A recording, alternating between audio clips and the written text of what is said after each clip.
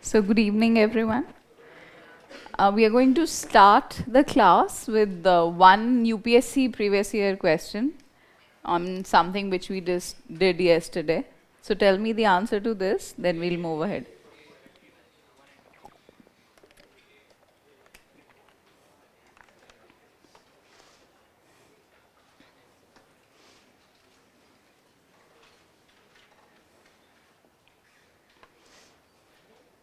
Consider the following pairs: vitamin and the deficiency disease.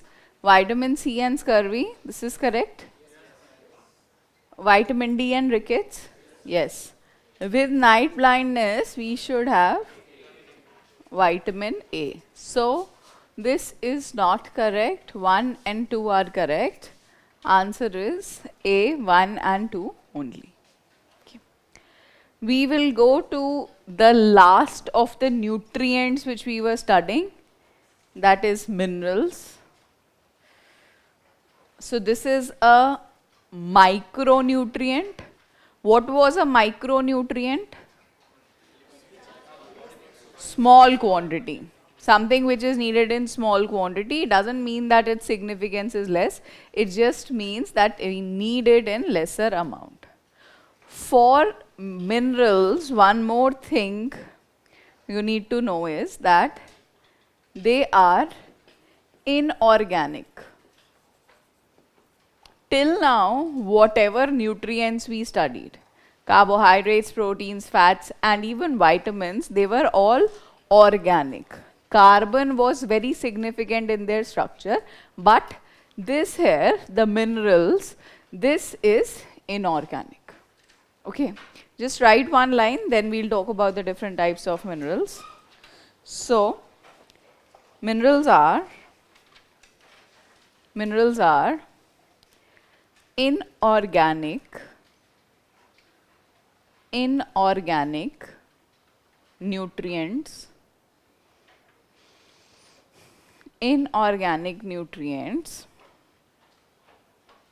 which are needed in small amounts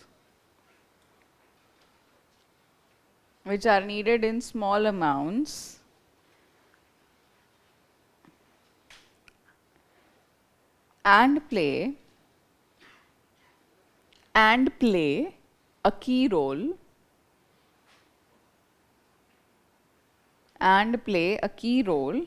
in ensuring health and well-being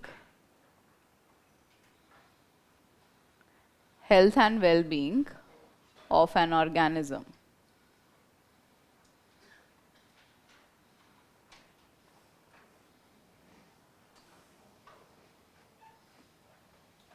Okay. Now, when we talk about minerals, we talk about two categories here. We have macro minerals and we have micro minerals. Again, this macro and micro is in the context of quantity as compared to each other. The minerals which you need more, they are macro minerals. The minerals which you need relatively less as compared to the macro minerals, they are the micro minerals. Okay. We'll start talking about each of these. Again, nothing much we need to know here. We'll just go through all of them one by one. We'll start with calcium. Macro minerals, give the heading macro minerals and then light calcium.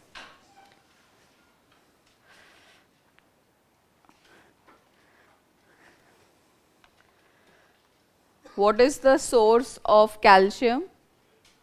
Milk and milk products.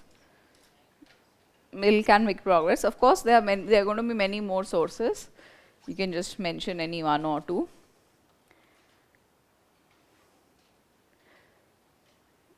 The role of calcium is in maintenance of our bones, healthy muscles. So if calcium is less, We can also have a disease called rickets, which we had studied yesterday. So you can write deficiency of calcium, deficiency of calcium, सिर्फ deficiencies लिखेंगे हम. Deficiency of calcium leads to weaker bones and a bad muscle movement. Weaker bones and a bad muscle movement. You can also write rickets here. Rickets. Then you have sodium. Sodium.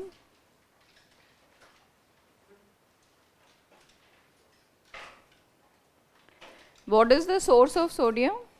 Salt. So you can write common table salt. Common table salt.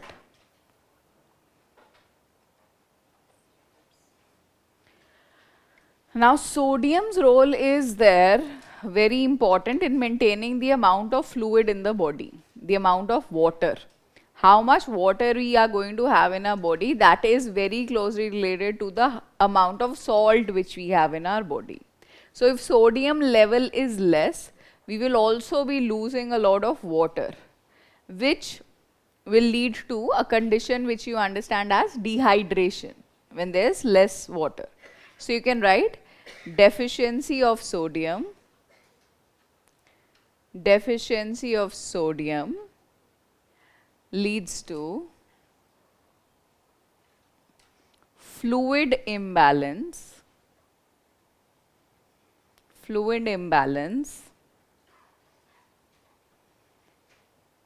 and dehydration. Fluid imbalance and dehydration. Then we have potassium.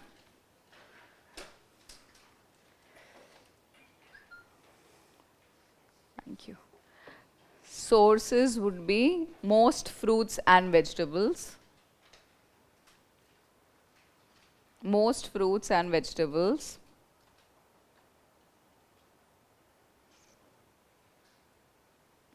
And its deficiency causes muscle weakness.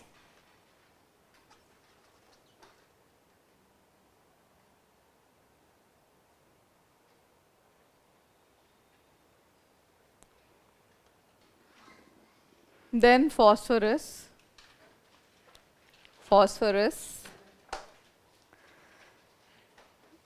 Source would be milk.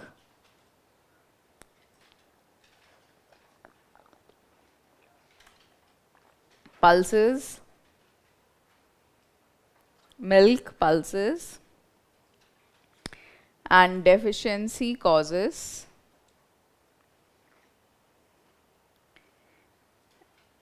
weaker teeth and bones. Weaker teeth and bones. Then magnesium. Sources would be nuts and seeds. Magnesium sources would be nuts and seeds. And its deficiency causes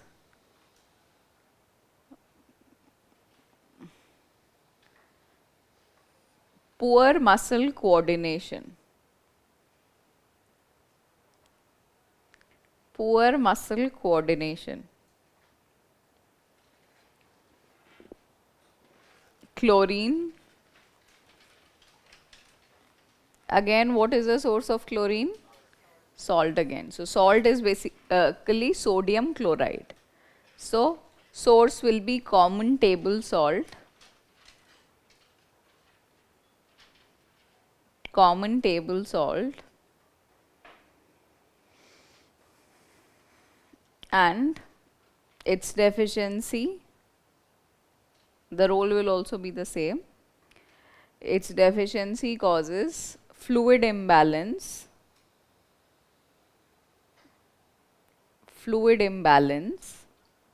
and dehydration. Fluid imbalance and dehydration.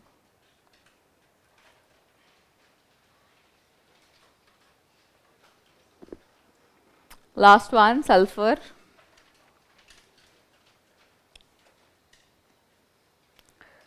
Sources: meat, eggs, fish.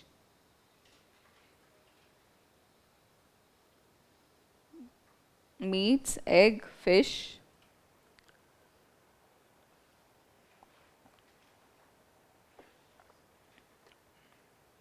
If you remember, we mentioned that sulfur is a part of some of the proteins. Yes?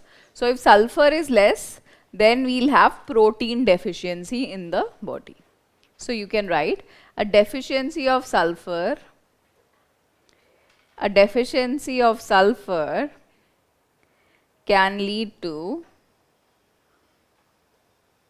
protein deficiency in the body.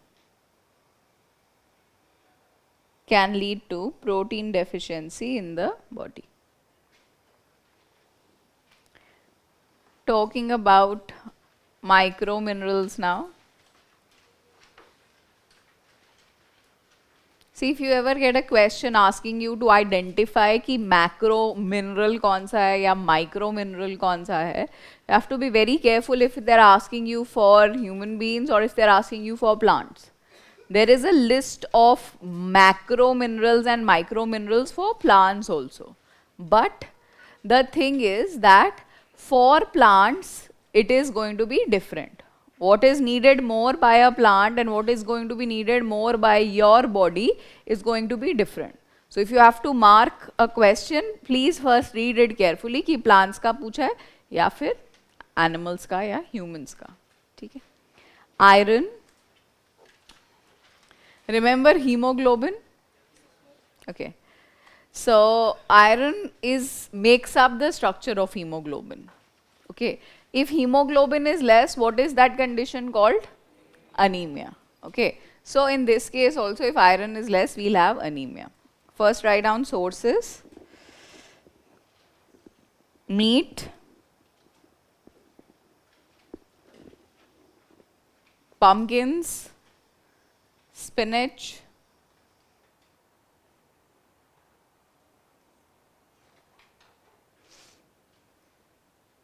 and its deficiency disease. The name of the disease is iron deficiency anemia. It's called iron deficiency anemia. So this is because iron is a part of the structure of hemoglobin.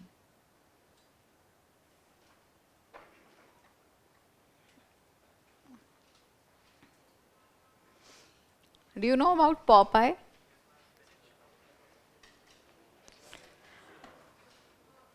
So Popeye is one of the world's earliest animated series. Okay, it came somewhere around the Second World War period. And Popeye is a sailor. He's a very thin, frail man. And he has a very bulbous, large enemy. But so, when Popeye has to fight him, he eats spinach. Okay, and the iron present in the spinach gives him a lot of energy that he is able to take on that enemy of his. The situation at that point of time in the world, especially the Western world, was that there was a need to identify new nutritious sources. There was a limitation on food production because all the men were at war. And at the same time, whatever people were there, they had to be provided adequate nutrition. Now, as such, see, compared to red meat, the amount of iron in spinach is very less. The absorbable amount. Okay. On that, the important aspect for consumption of things like spinach, if you want to get iron from it or if you want to get nutrients from it, is if we can consume it like the way in which Popeye took it. So Popeye ate spinach directly from the field or from a can, but it was not cooked. And how do you consume spinach? Palak paneer, no? Okay. See, palak paneer or any such cooking recipe that has high amount of heat, it can be pressure cooked. There'll be a lot of spices added to it, a lot of salts which will change its composition. So the absorbable amount of iron, or in fact the absorbable amount of all nutrients, is highly reduced. So whenever we talk about getting these micro minerals, sorry, whenever we talk about getting the micronutrients, vitamins and minerals in general, if we can take them in raw form, that's the way we will get the highest amount of absorbable nutrients. So if you can take it in the form of a salad or in the form of a juice, that's the form in which you will get the highest absorbable amount. क्योंकि जितना heat treatment होगा, जितना spice treatment होगा, the absorbable nutrients which your body can use, they will become less. ठीक है? Okay. After this, we have fluorine, palak juice. I don't know how that would be, but yeah.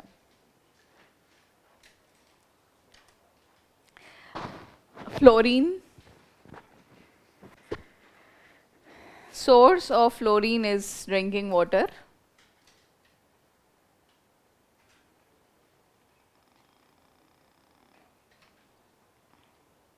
And the deficiency of fluorine can lead to tooth decay or caries. The cavities which we get,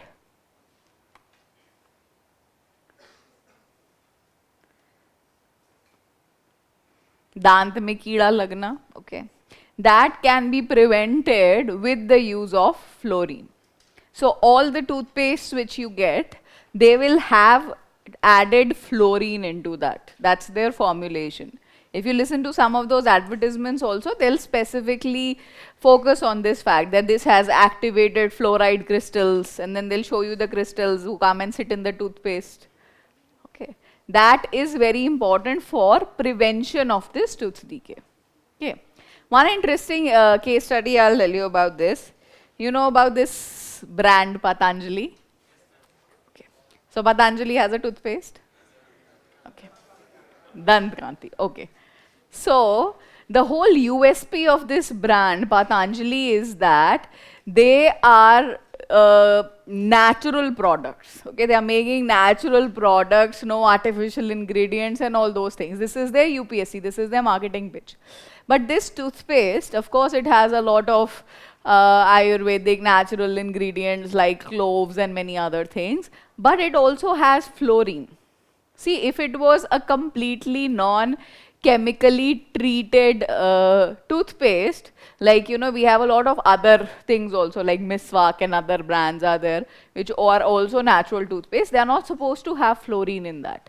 But what they've done is, fluorine के बिना ये जो है tooth decay prevention function, that is not going to be achieved. So in a way, they've made a complete product कि natural वाली चीजें भी हैं, ऊपर से chemically fluorine भी डाल दिया, but again, what they stand for, the USP कि हम पूरा pure natural product है, that is something which they fall short of here. Okay. All right. Copper.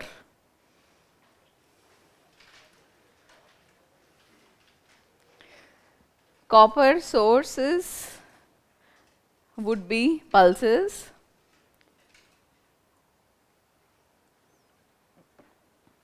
nuts and seeds, pulses, nuts and seeds,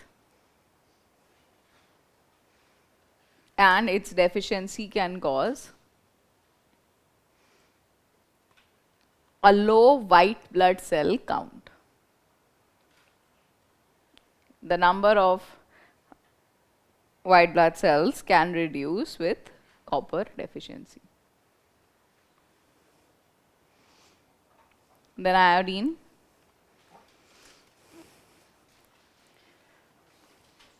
What is the source of iodine? Iodized salt. Okay, very good. So I want to talk a little bit about this, and some people were also talking about salt and blood pressure and all those things also I'll talk about here. See, you have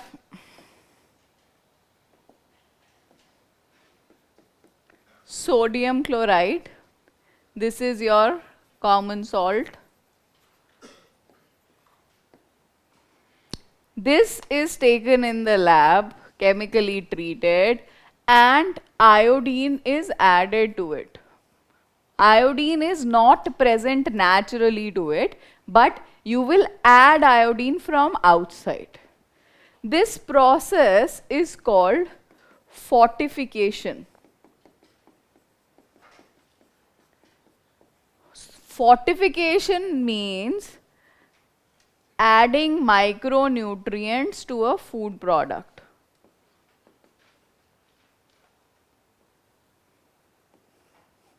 So vitamins and minerals, when they are added from outside to a food product, we say we have fortified that food product.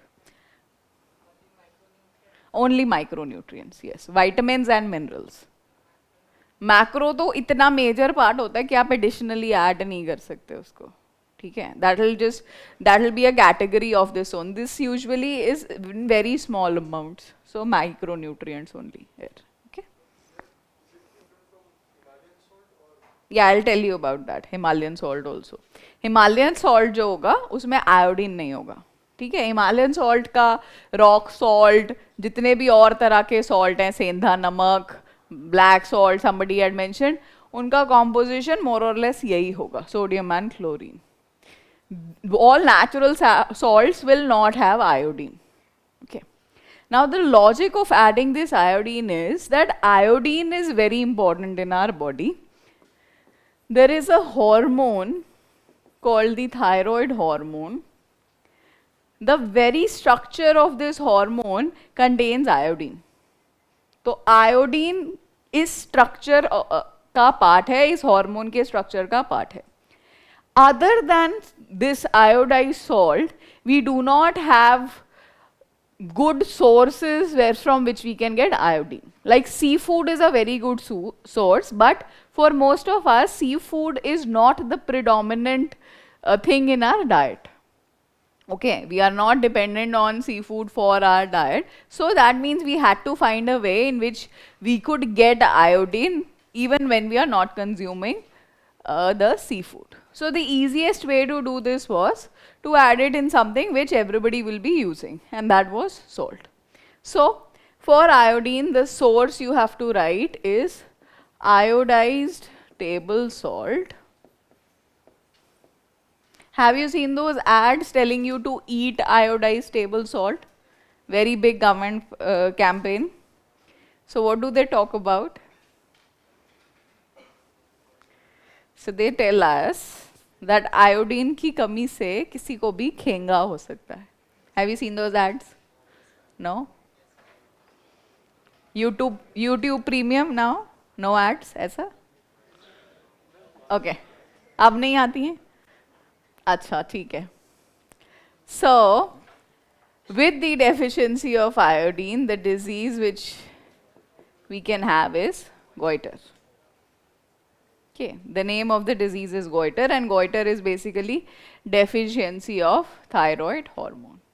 So, iodine deficiency causes deficiency of thyroid hormone, which causes khenga or goiter. Okay. Now, I told you that sodium and chlorine both are important for fluid balance of the body. Right? Suppose there's a person who has high blood pressure. Okay? This person with high blood pressure would be suggested that you should cut down on your salt intake. You might have come across this also कि salt नहीं खाना चाहिए, BP हो जाता है या बढ़ जाता है, things like that. If you have less sodium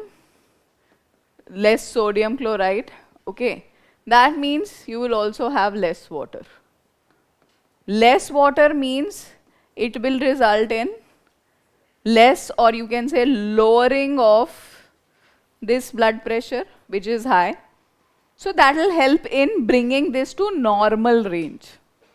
Okay, that's the logic behind this suggestion that consumption of salt should be less when it is supposed to be related to blood pressure. However, this iodine factor is also very important. So, when people talk about substitution of salt, एक तो है कि बिल्कुल salt कम कर दो, दूसरा option है alternate करो with natural salts. Because जो natural salts होते हैं, rock salt, Himalayan pink salt, all these salts, they have low sodium content as compared to this salt.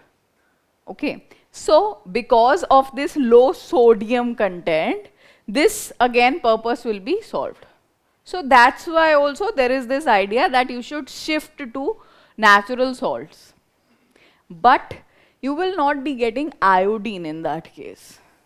So the best way to do it when somebody is considering any such substitution is that at least one of their meals must have iodized table salt.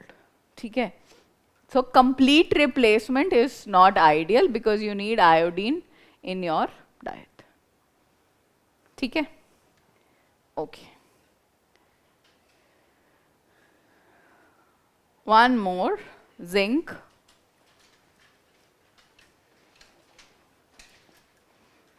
Sources of zinc. We have beans, different kinds of beans.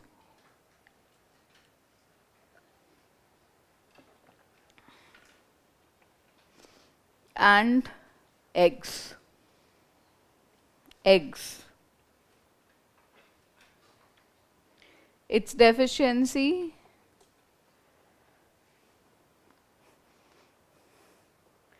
causes diarrhea. Its deficiency can cause diarrhea.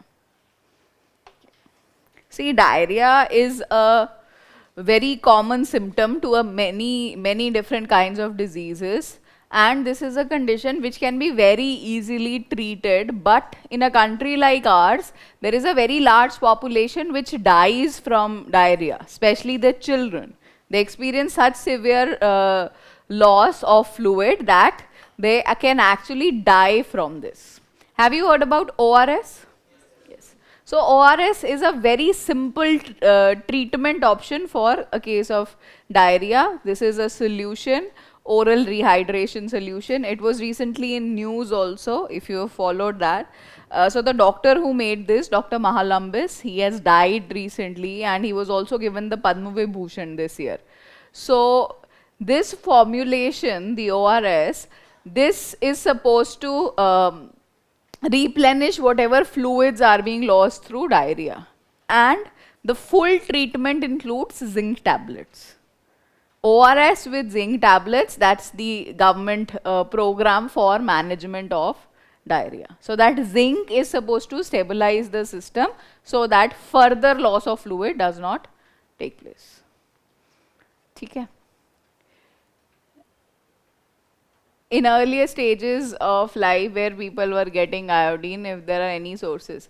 See, again, iodine आपकी body में deficient हो, ये कोई ज़रूरी condition नहीं है. This is just to ensure that you don't undergo any deficiency. If you talk about life earlier or originally, then you had more balanced bodies, you had more balanced lifestyle, and you had less problems of deficiency. So it was not the need of giving nutrients from outside was not really that relevant. Okay.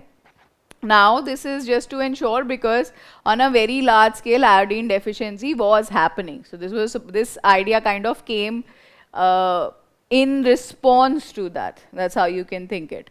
And as such, see, in earlier times, if you think about the situation again way back, the mortality rate of people is very, very high. Life expectancy is low.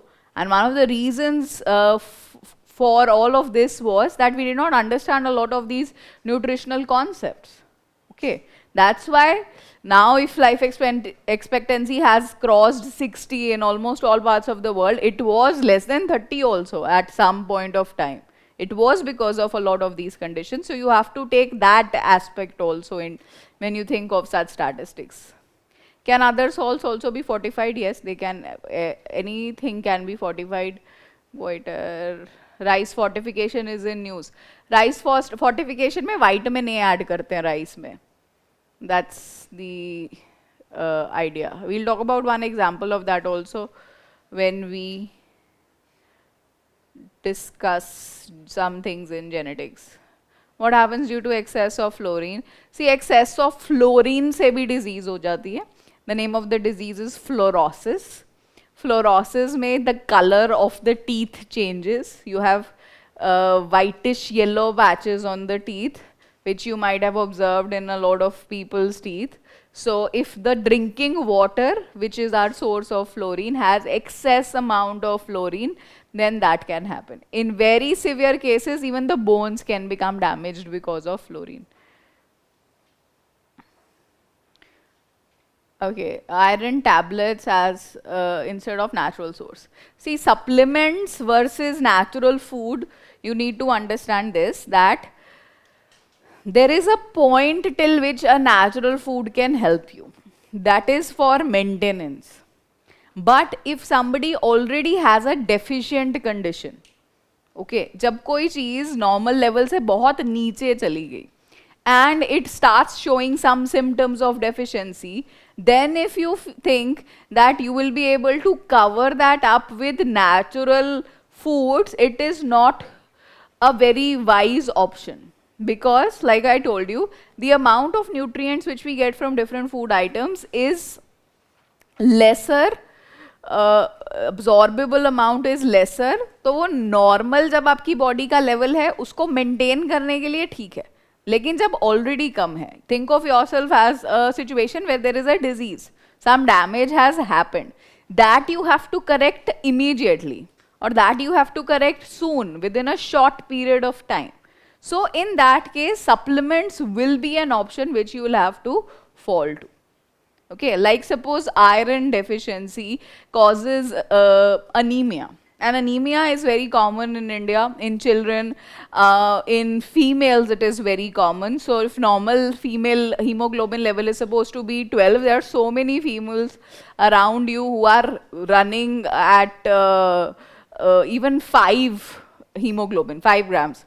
So in that case उसको अगर तुम बोलोगे कि तू ऐसे कर पालक खाना शुरू कर दे, तो वो 5 से 12 पे नहीं आएगा. उसके लिए you have to give supplements because the intensity of the deficiency is very very severe. She will collapse someday, there is going to be extreme body weakness, you will reach a stage where this person might actually need blood transfusion also. So before you read that situation, it's a good thing to use supplements for all these nutrients. What about ingestion of these nutrients? What about that? I don't know.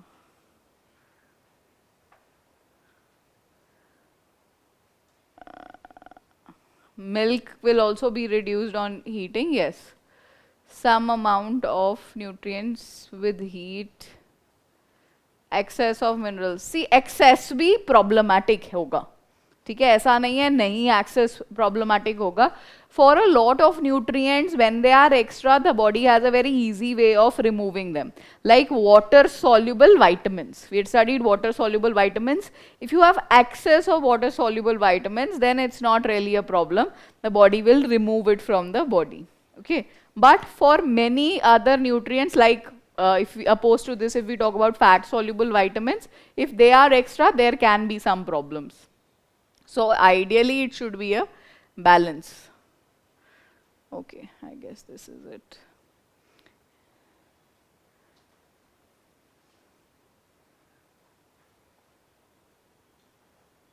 Deficiency of salt causes goiter, and if we take in excess, then what happens? Then high blood pressure. इसलिए balanced amount is. In India, life expectancy has reduced in the last 50 years. I don't think so. This is a absolutely wrong statistic. Okay. So we've come to the end of our nutrients. We're going to go to the next topic, which is the cell.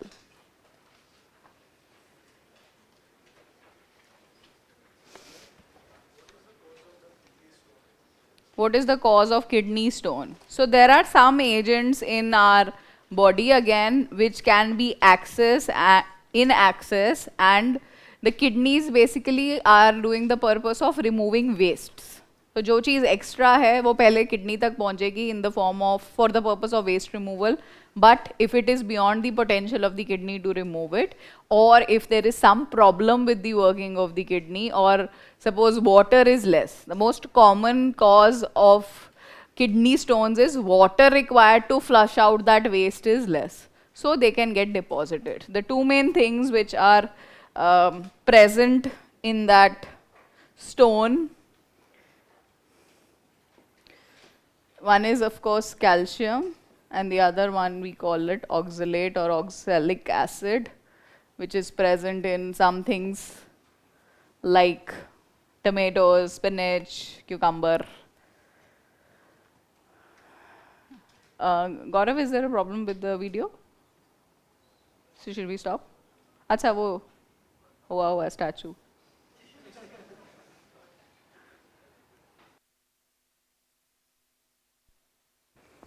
Okay. So I guess we are back now. We can talk about cell biology. We're talking about kidney stones. Their composition is mainly calcium and oxalate, and they are supposed to be removed from the body, but sometimes they cannot be removed because of any reason. Yes, a lot of this idea is there that beer can remove kidney stones, Nitish. So, but water can also. अब ये जिसको beer पीनी है, उन्हीं लोगों ने ये वो चीज़ फैला रखी है कि beer से हो जाते हैं. It's basically any fluid. You can do it with juice. You can do it with plain water also. Yes, but a medical excuse to drink beer is always nice, no?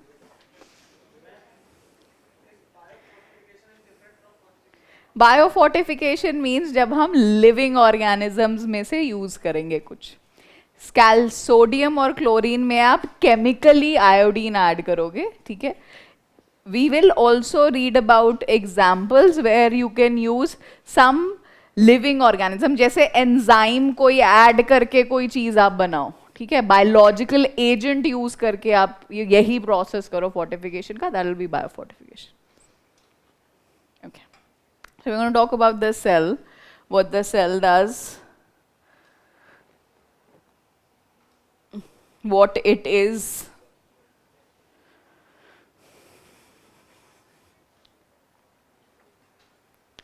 So, cell we say is the basic functional and structural unit of life.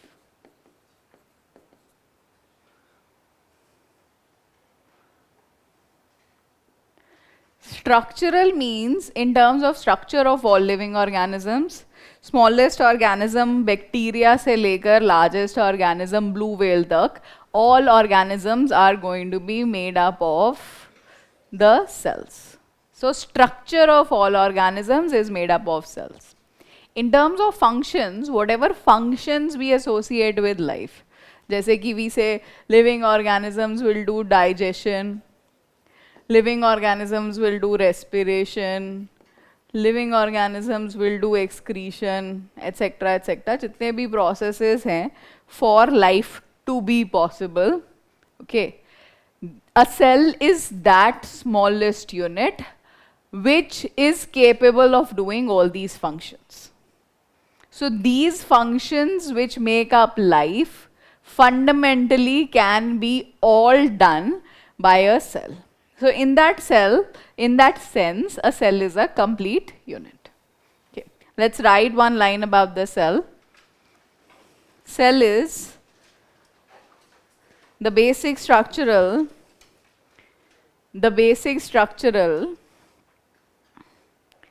and functional unit of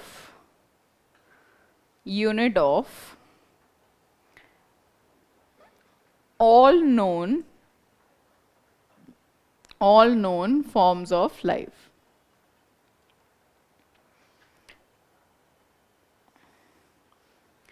Tomato seeds cause kidney stones. Not just tomato seeds, पूरा टमाटर भी. ऐसे seed निकाल के खाओगे तो ज़रूरी नहीं है. Your kidney has to work well. That's the important thing. Coconut oil is a saturated fat. Save water, drink beer. Okay.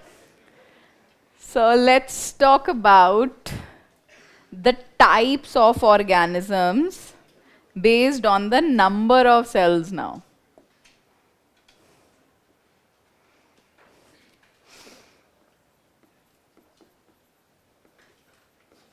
So we have said जितने भी organisms हैं, they are all made out of cells. So the number of these cells could be variable.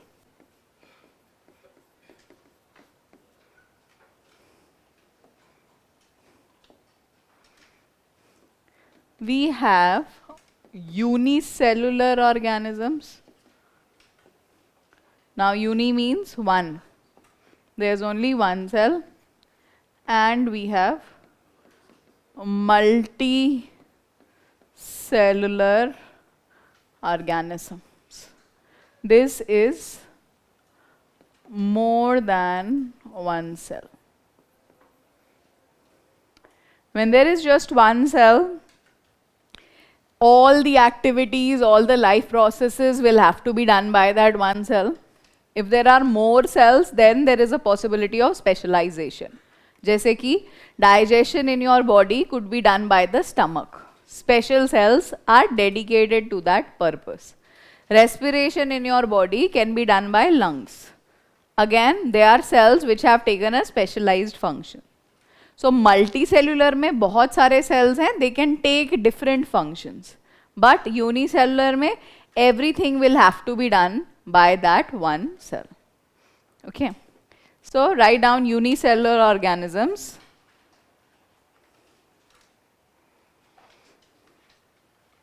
They contain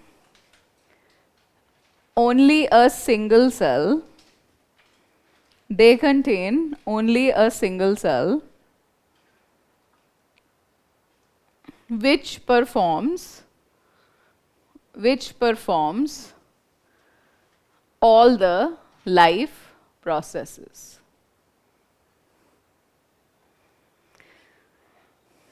Which performs all the life processes. You can write the examples of a few unicellular organisms. We have amoeba, we have euglena, paramecium, and bacteria. They are all organisms which only have one single cell.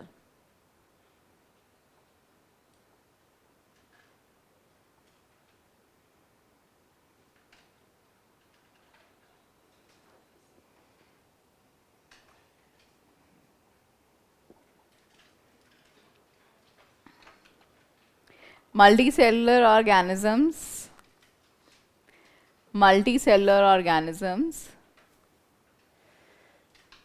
consist of more than one cell.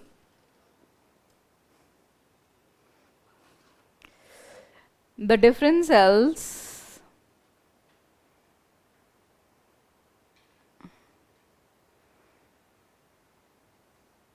are specialized.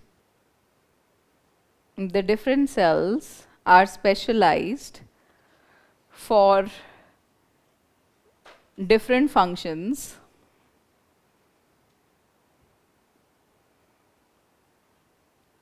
All of which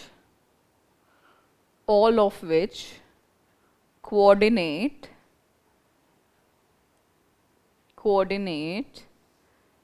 to make life possible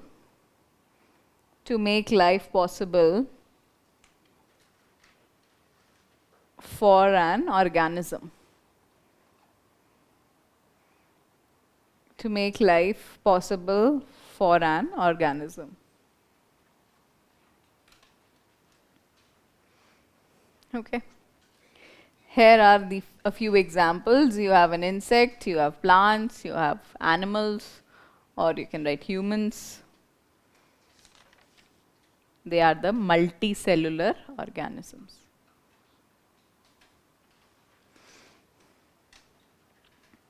Now we'll talk about one more category of organisms, one more type. But for that, I have to talk to you about two terms before we can go to that. There is a term called genetic material. Have you come across this term? Current affairs kahin pe. What is this genetic material? What does it do? Transfer information from one generation to the other. Okay. So we know about DNA. I mean, we'll discuss this, study this in a lot of detail, but I'm sure everybody has heard about DNA. So DNA is the main genetic material we are talking about here, and the purpose is to transfer information from one generation to the other. How you have some of your characteristics which are like that of your parent. Okay, how your hair are like one of your parents, how your maybe your voice is like one of your parents, or any such thing. How you have received this information is through the DNA which you have received from your parents. This now, DNA, once it comes into your body, it controls all your characteristics. And at the most basic level, this is how all organisms work. Their functioning is the information of how they are going to perform different functions that is present in the DNA. And we are going to talk about how this DNA is present within the cells to discuss our next category. The second term which I want to talk about is cell organelle. I just told you that the cell is capable of performing all the life processes. All the processes, digestion, respiration, excretion, transportation, everything the cell can do. So, within the cell, there are membrane bound, membrane means covering, cell organelle, which can be present to do these dedicated functions. Like you have organs at the level of the organism, at the level of the cell, structures doing specific functions are called cell organelle. We are going to study this also in detail after this. Which cell organelle are there, what are their functions, all of that we'll talk about. Okay. Here I just wanted to introduce these two terms before I take you to this next part.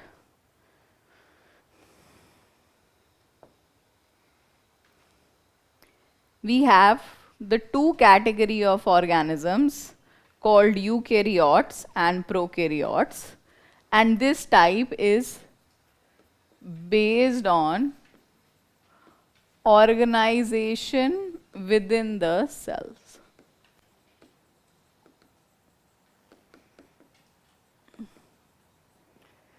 Virus is unicellular or not? Virus is not exactly a cell. I'm going to talk about virus in a little while from now. So here I can only tell you virus is not exactly a cell. Does DNA also transfer behavior of parents to child? If that behavior is because of the genetic material, it will transfer, but there are a lot of our behavioral aspects which we learn after being born. So that cannot be transferred. Should we read all chapters of NCERT? Yes, you should ideally read all chapters of NCERT, the physics, chemistry part also from 6 to 8. That will give you a good base for the science and tech portion also. What is genome sequencing? Again जानने के लिए देखिए 2-3 और episode, उसके बाद आएगा, अभी नहीं। अभी तो सेल में समझो क्या है genome sequencing, I promise it will come. Okay, this if you just look at these two images you should be able to appreciate कि ये एक simpler structure है and this is a little bit more complex structure. Okay, more colors within this. Here this organism, the prokaryote, this was formed first. When life was created on this planet, the first organisms which came in were the prokaryotes. Then they advanced, more specialized features developed, and we had a structure like this. In prokaryotes, first we'll talk about genetic material, then we'll talk about cell organelle. These are the two features we are considering here. Okay.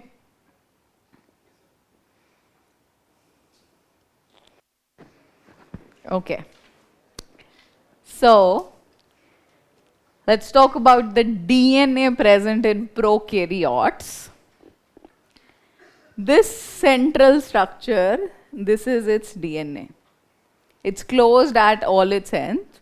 So, we say this is a circular DNA.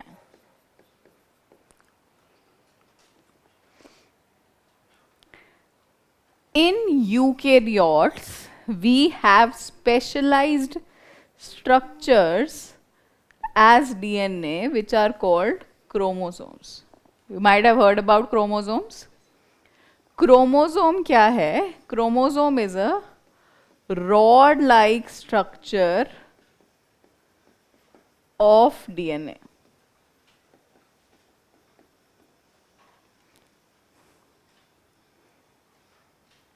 So when I use the word rod-like, it should tell you that this is linear. In case of eukaryotes, the DNA is linear. In case of prokaryotes, it is circular. Okay. ये DNA है कहाँ पे? There is this structure called nucleus. ये वाला. This is the nucleus with a proper covering, with a proper membrane, and inside this are the chromosomes. So we don't see them in this diagram. They are visible only at the time when the cell is dividing. Otherwise you can't see them like this, but they are present here. Inside the nucleus with a proper membrane, with a proper covering. यहाँ पे जो DNA है prokaryotes में, there is no membrane, there is no covering around it, nothing. It's just present, और जहाँ पे present होता है उस region को बोल देते हैं nucleoid region. Prokaryotic structure is simpler. It does not have any cell organelle.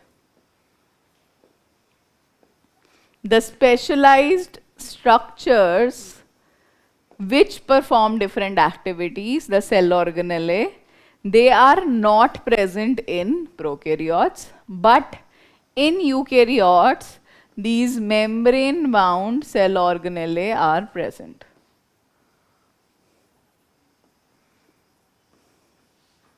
That means in eukaryotes, you have specialized area, like you can see these of different colors, which perform different functions. Prokaryote also, this is a cell, so this will do all the function. ऐसा नहीं कि ये digestion नहीं करेगा, respiration नहीं करेगा, सब कुछ करेगा, but there is no dedicated area. Is within this cell, all these functions will keep happening without any particular demarcation, without any special covered cell organelles. This is the point of differentiation. These prokaryotic organisms, you have two examples, bacteria, and the second one is cyanobacteria, or as it is called, blue-green algae. Other than this, all organisms come in eukaryote category. Amoeba, fungus, plants, animals, सब आएंगे यहाँ पे to the in this category of eukaryotic organisms. ठीक है, 2 points of differentiation: circular DNA, linear DNA, no cell organelle present, cell organelle present. ठीक है, please write this: types of organisms based on organization within the cell.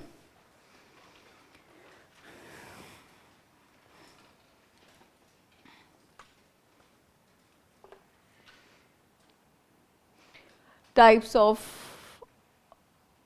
organisms based on organization within the cell. First, you write down prokaryotes. Prokaryotes.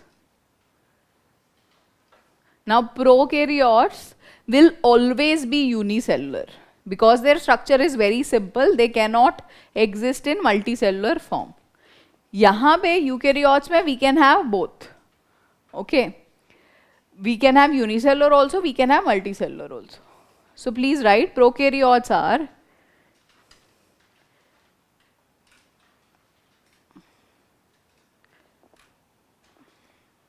unicellular organisms, unicellular organisms which lack a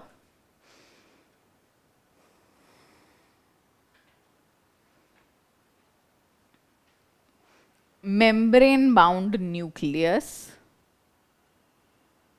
which lack a membrane bound nucleus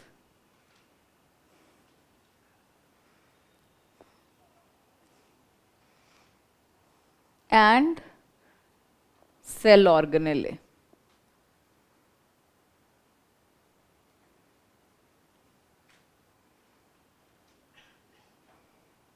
And cell organelle.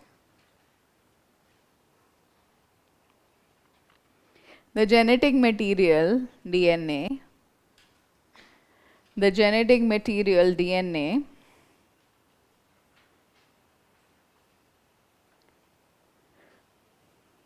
is circular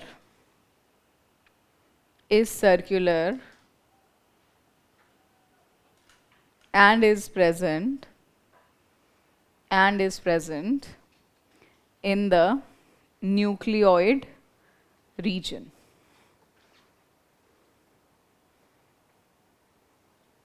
And is present in the nucleoid region. Examples में bacteria and blue-green algae or cyanobacteria you can write.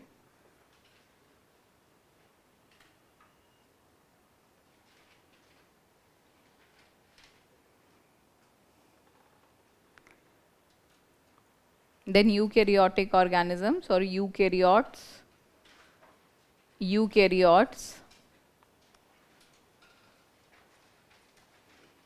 can be unicellular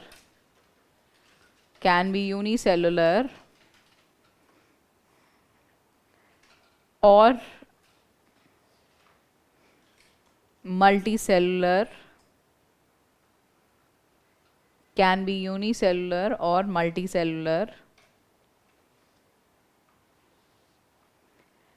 which have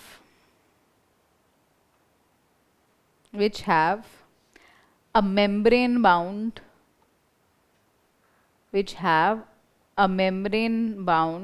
nucleus and cell organelle. Membrane bound nucleus and cell organelle. The genetic material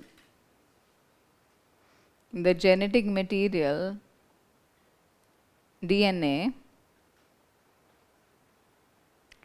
is linear. The genetic material DNA is linear and is organized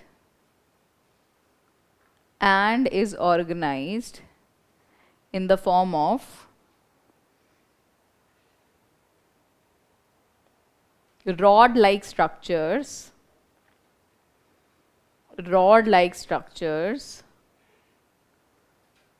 called chromosomes.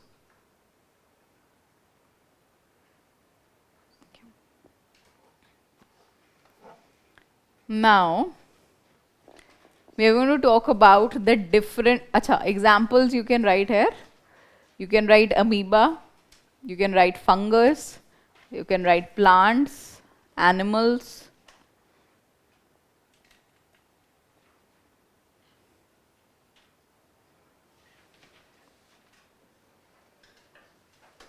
We are going to now talk about the structure of the cell in detail. the different components, what they do, what are their functions.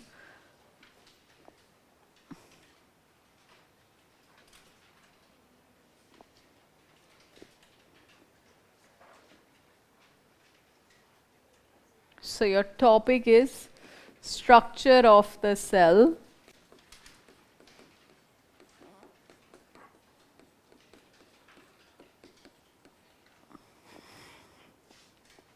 So we'll keep talking about one part and then we'll write one line about all these parts. See, diagrams as such, if you feel they'll help you recall and revise, you can draw. Otherwise, UPSC is not asking you a diagram. We'll start with the outermost layer.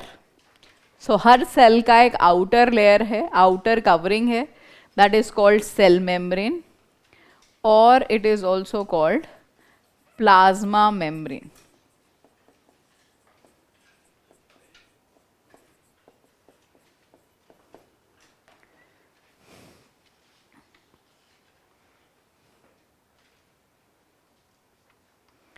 This membrane, its purpose is going to be to give shape, to hold the contents of the cell within, and to also regulate what goes inside the cell, what comes outside the cell. This cell membrane, we mentioned it yesterday also, it's made up of fats. And there is a special type of fat called phospholipids, which makes up this cell membrane. Please write cell membrane or plasma membrane.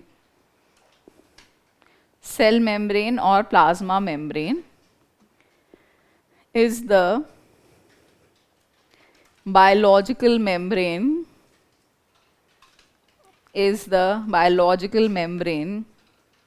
that separates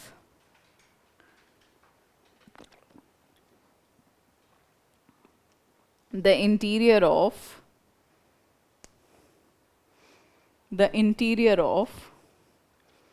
all the cells, from the outside environment. Interior of all the cells from the outside environment. It is made up of phospholipids.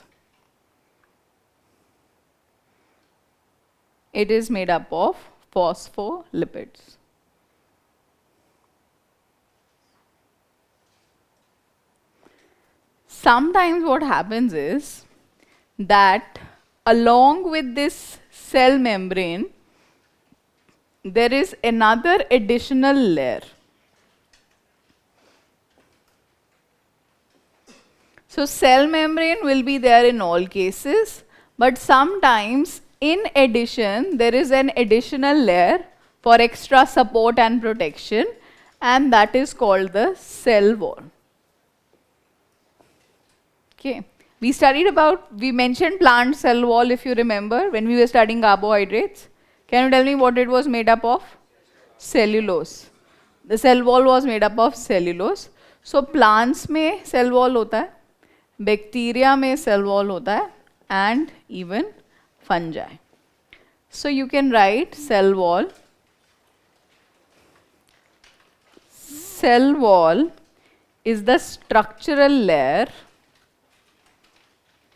Cell wall is the structural layer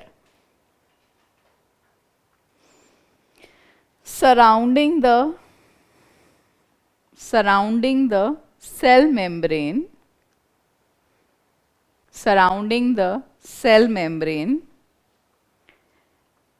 in certain types of cells.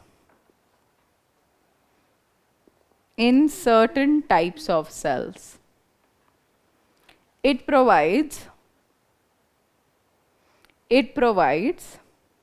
additional support and protection.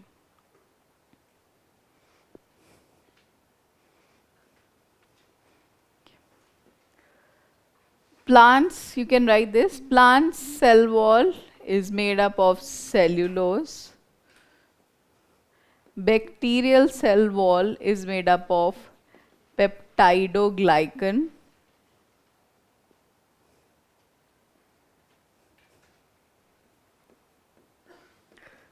And the cell wall of fungus or fungi is chitin. So these are the three categories of organisms which have cell wall in addition to their cell membrane.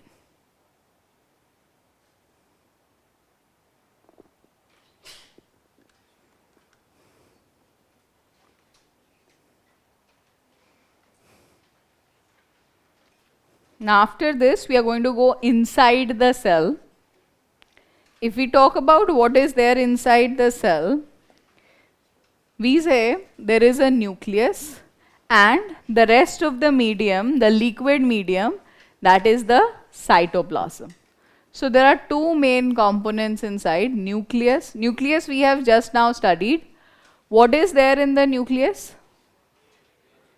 DNA. Okay, so basically the job of the nucleus is to hold the genetic material, to hold the chromosomes, and because we said all the information for a for different characters of an organism are with the DNA, so in that sense the nucleus also becomes the controlling center. All the other, this liquid medium, the rest of it is called cytoplasm. So this has all the organelles. All the processes will be taking place here, and together both of these are called protoplasm. If we add cell membrane to protoplasm, you get the complete cell. All the activities ultimately are taking place either in the nucleus or in the cytoplasm. So we say the living part of the cell is the protoplasm. We'll write about all these three things. First, the nucleus. Please write the nucleus. Cell nucleus, you can write. Cell nucleus. It is the controlling center. It is the controlling center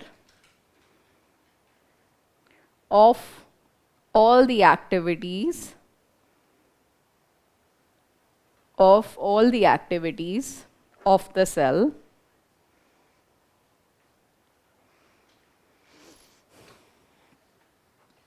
It contains the genetic material. It contains the genetic material of the cell.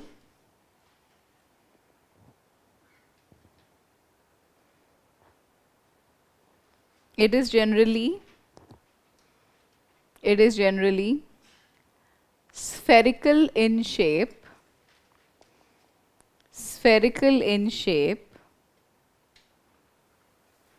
and located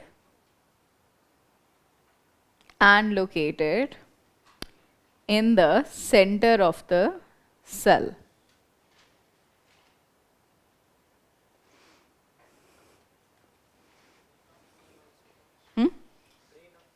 Brain of cell also it is called, yes, because it is the controlling center. It is also called the brain of the cell. So you can write that also. Then write cytoplasm. Cytoplasm consists of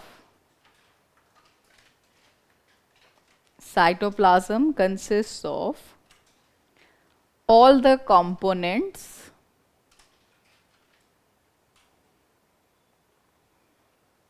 of the cell enclosed within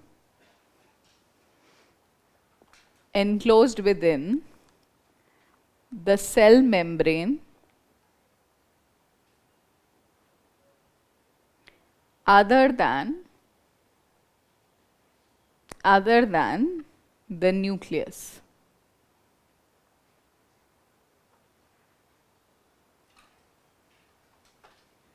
And then protoplasm. Protoplasm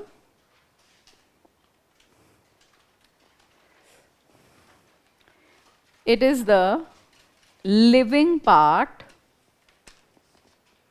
It is the living part of the cell.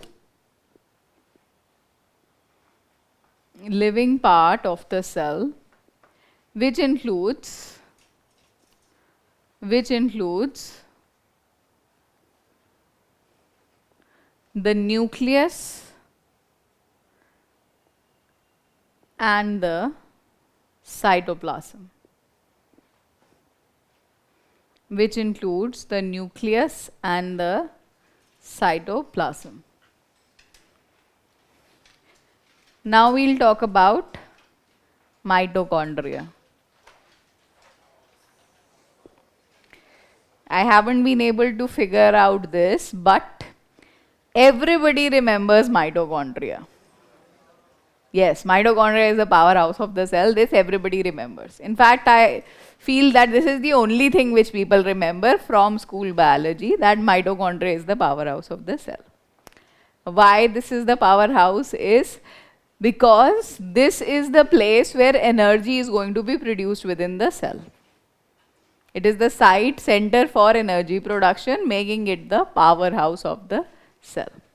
One very special property of mitochondria is that it has its own DNA. The main DNA of the cell is within the nucleus, but this also has its own DNA. This is very unique to this structure. We'll talk about this DNA also again when we go to the genetics part. Okay, here you can just write mitochondria is the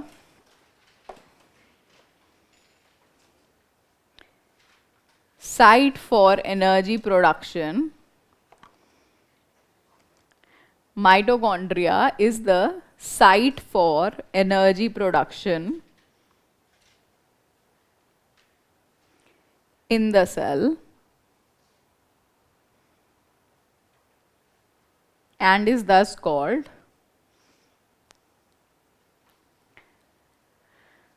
the powerhouse of the cell. It is thus called the powerhouse of the cell. It has its own DNA.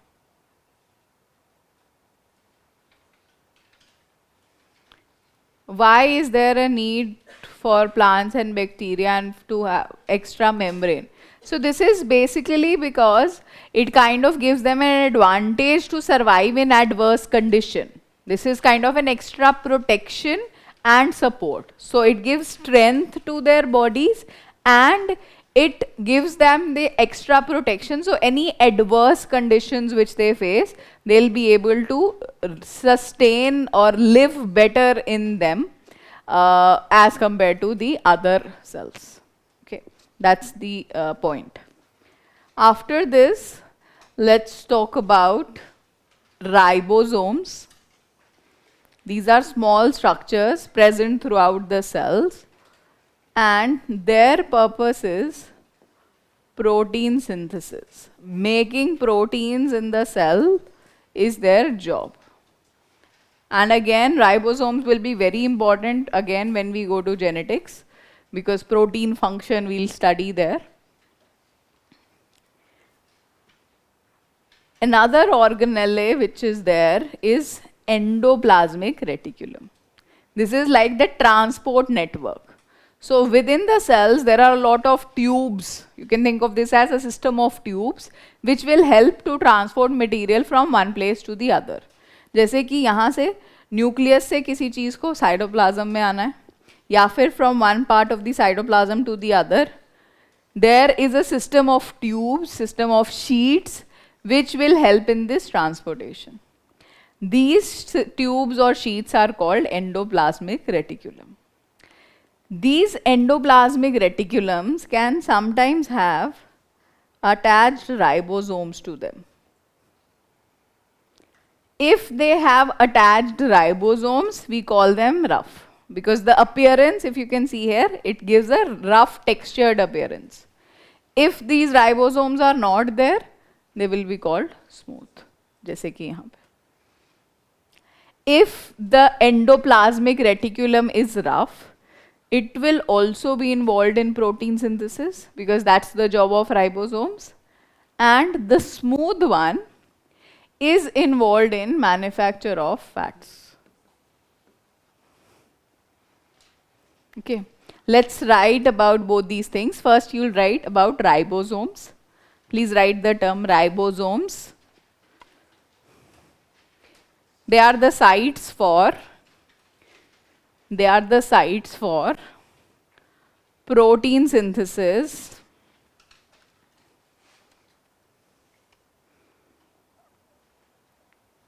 in the cell.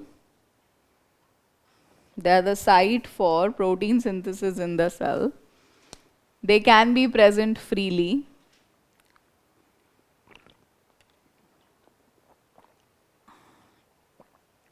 They can be present freely or attached to the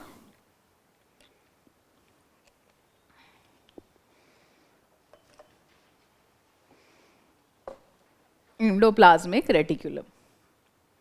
They can be present freely or attached to the endoplasmic reticulum. Then write down endoplasmic reticulum.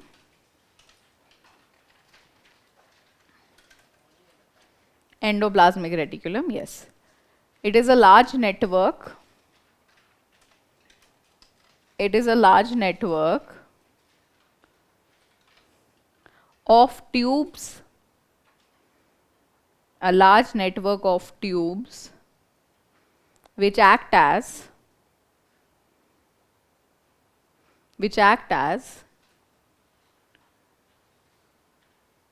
channels of transport,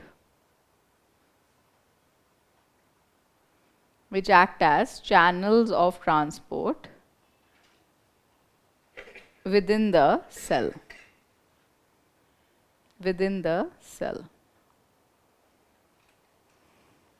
Rough endoplasmic reticulum.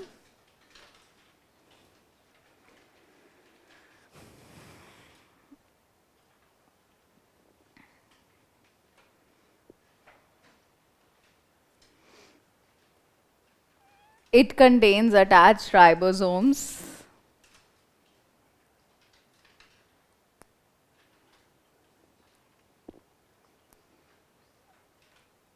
and is involved in protein synthesis. It contains attached ribosomes and is involved in protein synthesis. Smooth endoplasmic reticulum.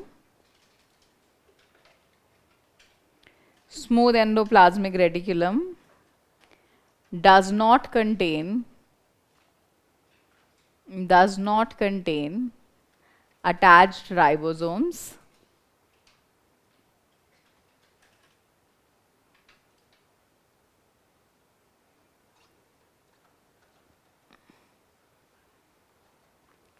and is involved in manufacture of fats.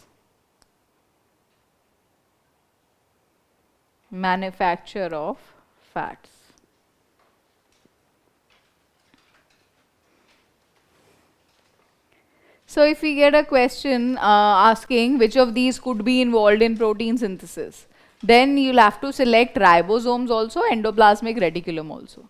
But if a statement says endoplasmic reticulum is involved in protein synthesis only, then that will be incorrect because there is a part of it which is involved in manufacture of fats also.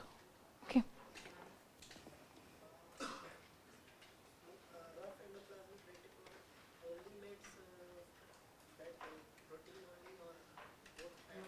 No, rough will make only protein. Is involved in protein synthesis only. Okay. After this, we have a structure called Golgi bodies. This is like a courier service. Okay. So whenever things have to move from inside to outside the cell or from outside to inside the cell, this is basically the packaging center. It packages and dispatches things from outside to inside and inside to outside. Okay. That is the job of Golgi bodies. Please write Golgi body. Golgi body.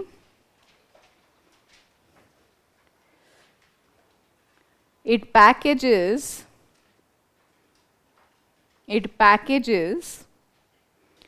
and dispatches. It packages and dispatches material to various targets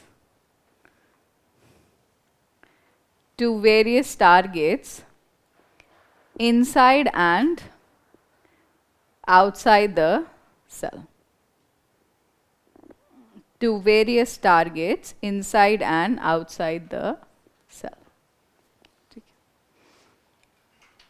After this, let's come here. We have lysosomes. Suicide bag. Good. You remember one more thing. Very nice. So, this is a place where there is presence of very powerful digestive enzymes, and these enzymes will help in breakdown of any foreign material, any cell organelle which is worn out. If there is wear and tear and there is a worn out cell organelle, so the body needs to remove that, the cell needs to remove that. Lysosome with its enzymes will help in the breakdown of that organelle. In some severe cases, suppose the whole cell is now damaged, then what the lysosome can do is, it can disintegrate, it will release its enzymes all over the cytoplasm, and the whole cell is going to be broken down. So one component of the cell can destroy the whole cell. So this is like the cell killing itself. So it's called the suicide bag. So this is like the cell committing suicide. Okay. So lysosomes has enzymes. The purpose is to break down foreign material or things which are not working within the cell, and in severe cases even the damaged cell, the whole cell. Please write lysosomes. Lysosomes contain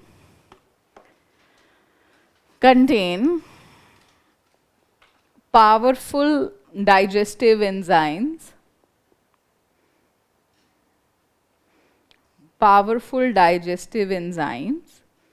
which can break down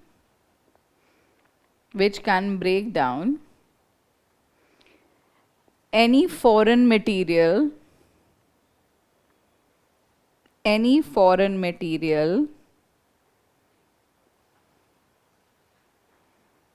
as well as worn out cell organelle.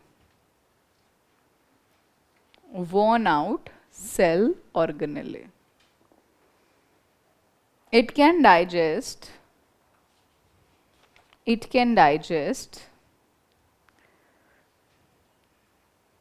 the whole damaged cell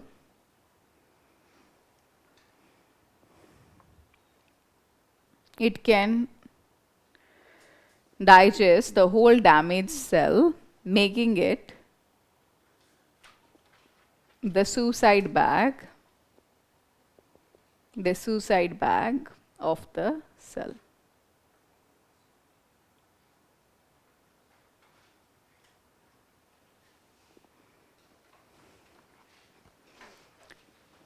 After this, we have vacuole. So there are a number of vacuoles, like all these, they look like empty spaces. Basically, they are the storage structures in the cell. So whatever is extra, like some oil, some fat, starch, whatever needs to be stored within the cell, that storage will happen in vacuoles. The interesting thing about vacuoles is that they are placed or they are structured differently in plants and animals. In your animal cells, if this is the cell, this is the nucleus.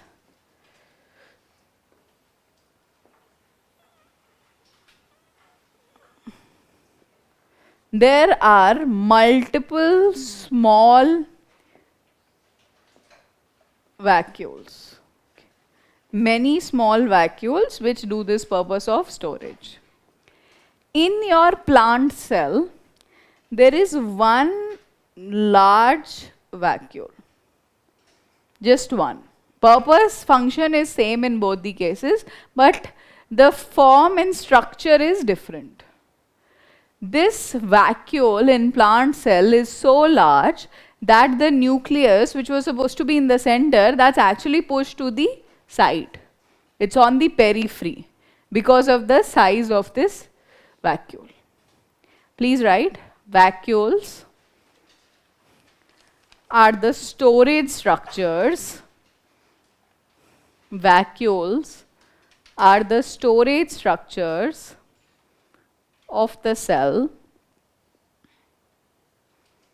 They are the storage structures of the cell. They can be present in the form of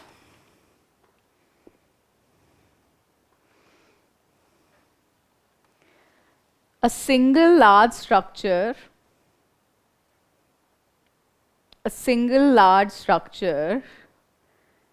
in plant cell and multiple small structures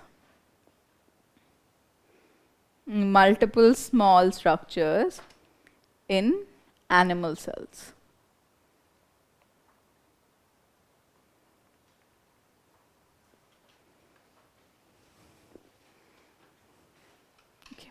Last organelle is now unique to plants.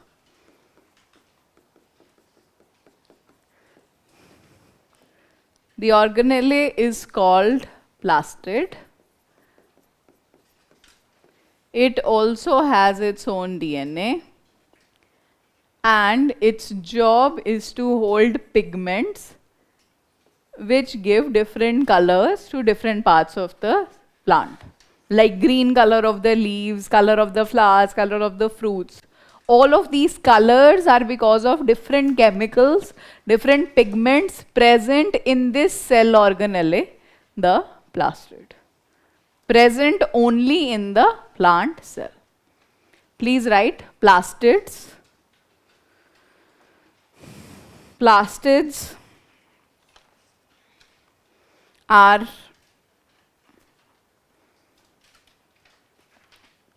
pigment containing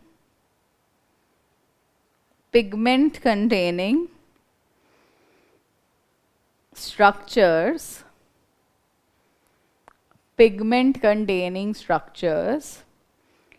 present only in plant cells. They have their own DNA. They have their own DNA and are of three types. Chloroplast for green color or in green colored parts, chromoplast for other different colors, and leucoplast, which are white to colorless.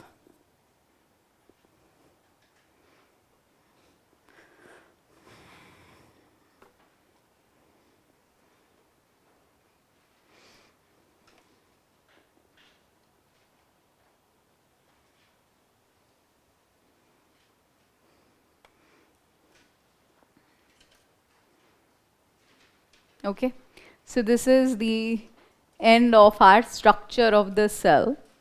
We'll talk a little bit more about some other points. We're going to take a break. But before I do that, there were a lot of questions about me. So a lot of my fans are curious to know about me. Okay. So I usually don't know what I'm supposed to answer to a question like this.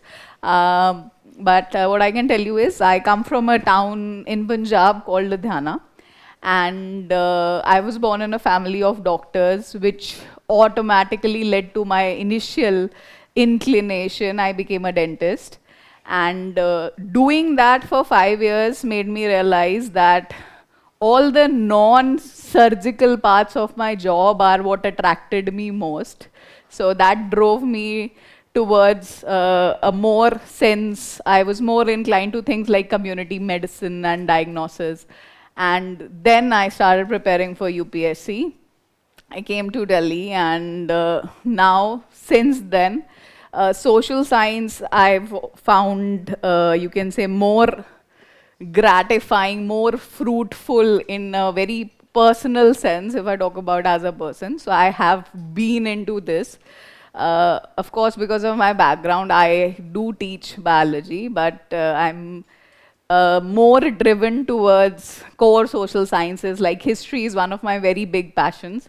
And in that also, I am very driven to culinary history. That's my thing. Like, you all must have also your own thing.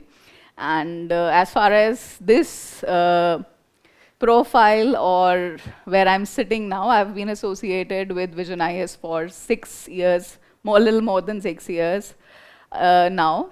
So I guess that's it about me. Okay, let's take a break.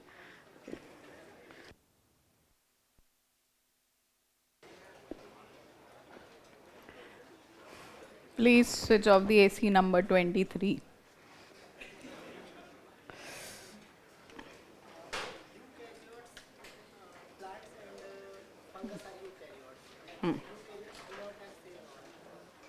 नहीं, ये मैंने कब बोला?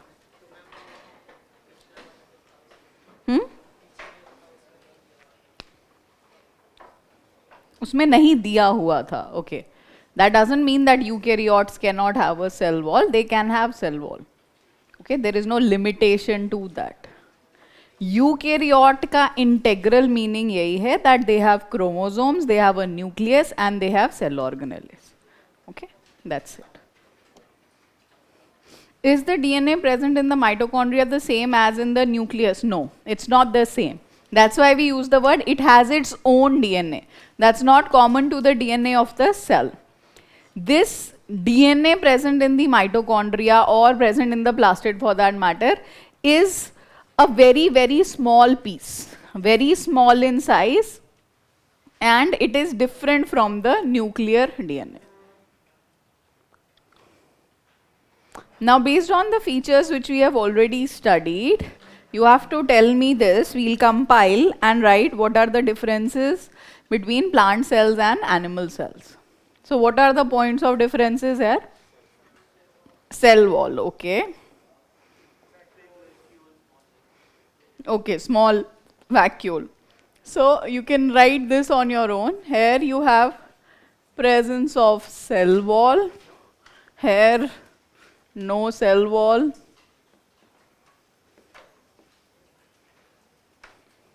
Small multiple vacuoles and one large vacuole. What else? Plastids. Okay, so you can see chloroplast they've shown here. Plant cell has plastids, animal cells do not have plastids. Anything else? Yes. Here, the position of the nucleus is peripheral because of the large vacuole. And in this, The nucleus is central in position. One more point we can write from what we studied yesterday. Animal cell has glycogen. And what do plant cells have in place of glycogen? Starch.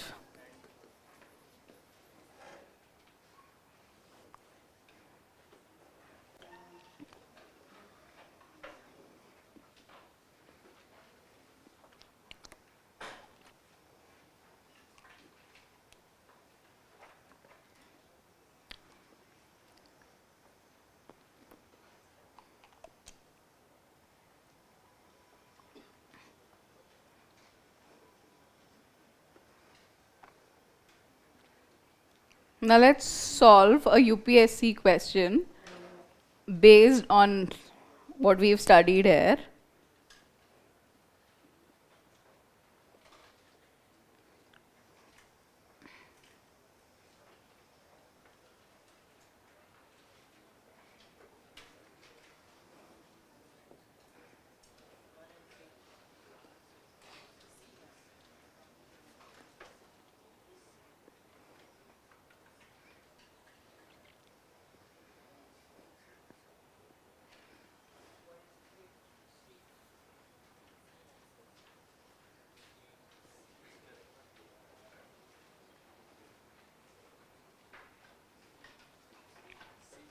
C, okay.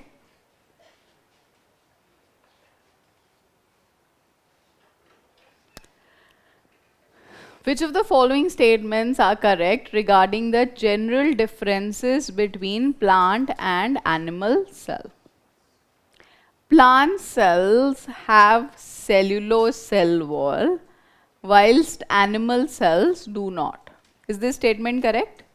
Yes.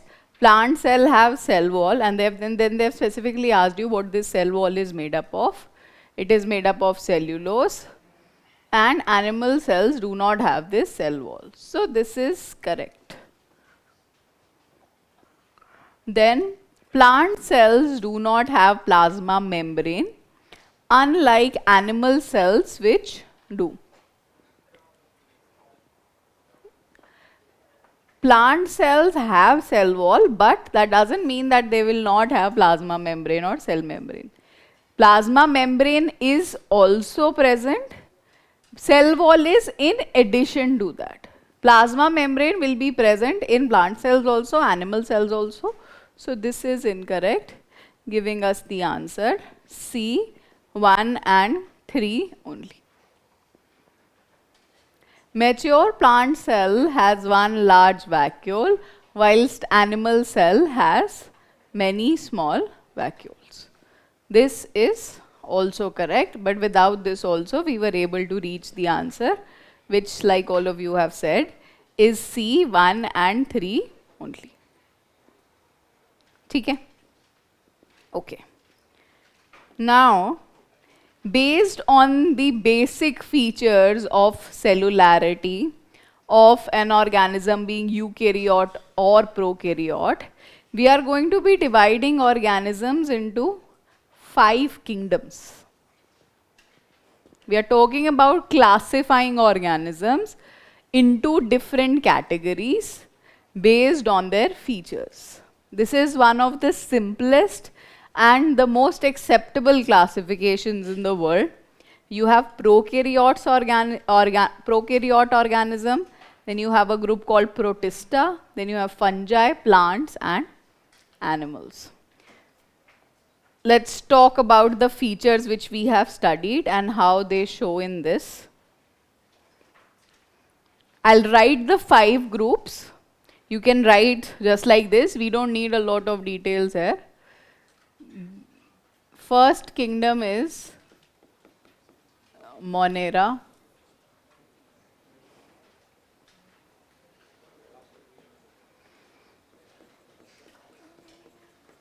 These are kingdoms of organisms. Monera is the organism which is prokaryote And what is the cellularity of prokaryotes? Are they unicellular or multicellular or both? Unicellular. Prokaryote will always be unicellular. Okay. So Monera is prokaryote, unicellular. What are the examples here? We've done the examples already. Bacteria and cyanobacteria.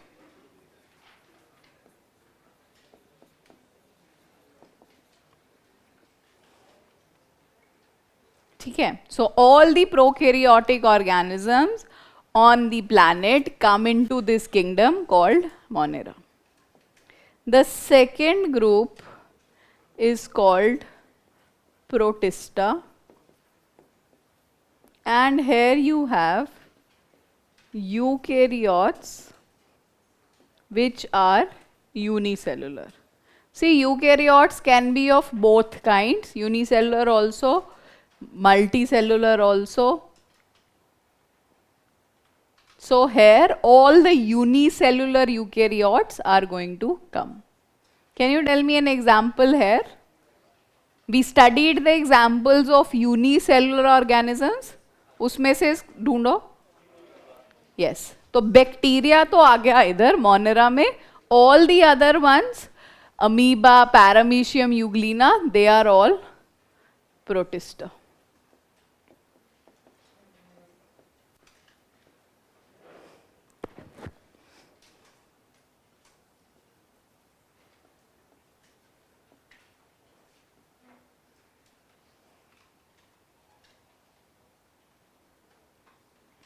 The third group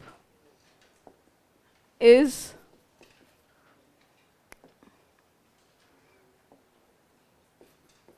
fungi. They are eukaryotes. All the other four groups other than Monera will be eukaryote only. Okay? Only Monera is prokaryote, all the other four are eukaryotes. Fungi can be of both. Unicellular also, multicellular also.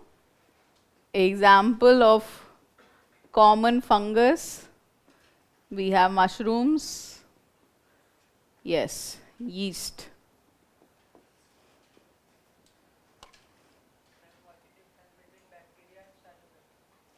Bacteria and cyanobacteria are photosynthesis, always. Okay, photosynthetic means they will be able to make their own food using sunlight. Bacteria can be photosynthetic sometimes, or they can be something which we call chemosynthetic, where they'll use some chemicals for their preparation. The main unique point is of photosynthesis only, jo cyanobacteria will always be doing. Okay? And of course, there is structural difference also. Their structures are different.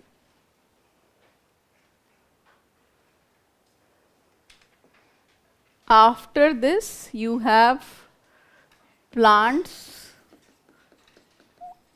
and then animals. Plants, eukaryotic, multicellular. Animals also eukaryotic, multicellular.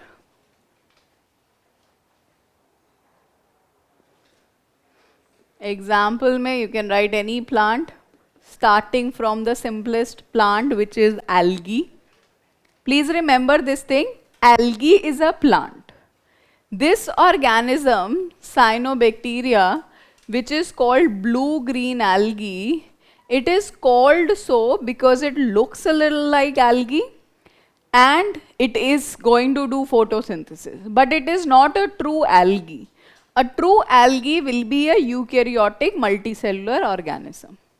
Okay, it's just because of its appearance, it is called blue-green algae. That means it looks like or has character similar to algae, but algae is a plant. Okay, and then any names of any flowering plants, sunflower, rose, or other simple plants like ferns, mosses, right?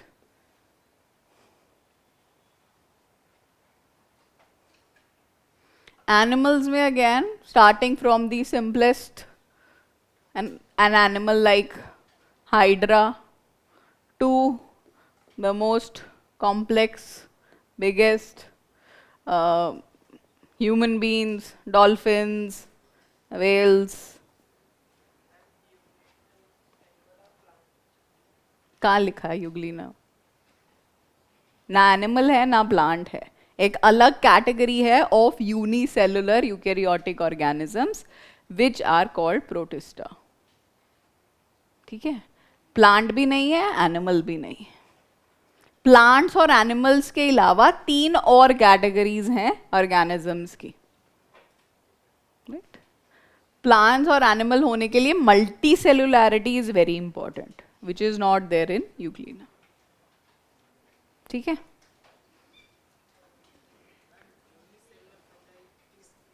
yeast is unicellular भी होता है. yeast can form colonies and arrangements in which it can be multicellular also. ठीक है, पर unicellular भी होता है yeast. See again, this is something which, of course, the terms are new for most of us. So, of course, repetition of such things will help in remembering. The next thing which I want to take on from here is, we've spoken about all the organisms in the world. We've spoken about, yes, Shweta, I'm coming to the virus only.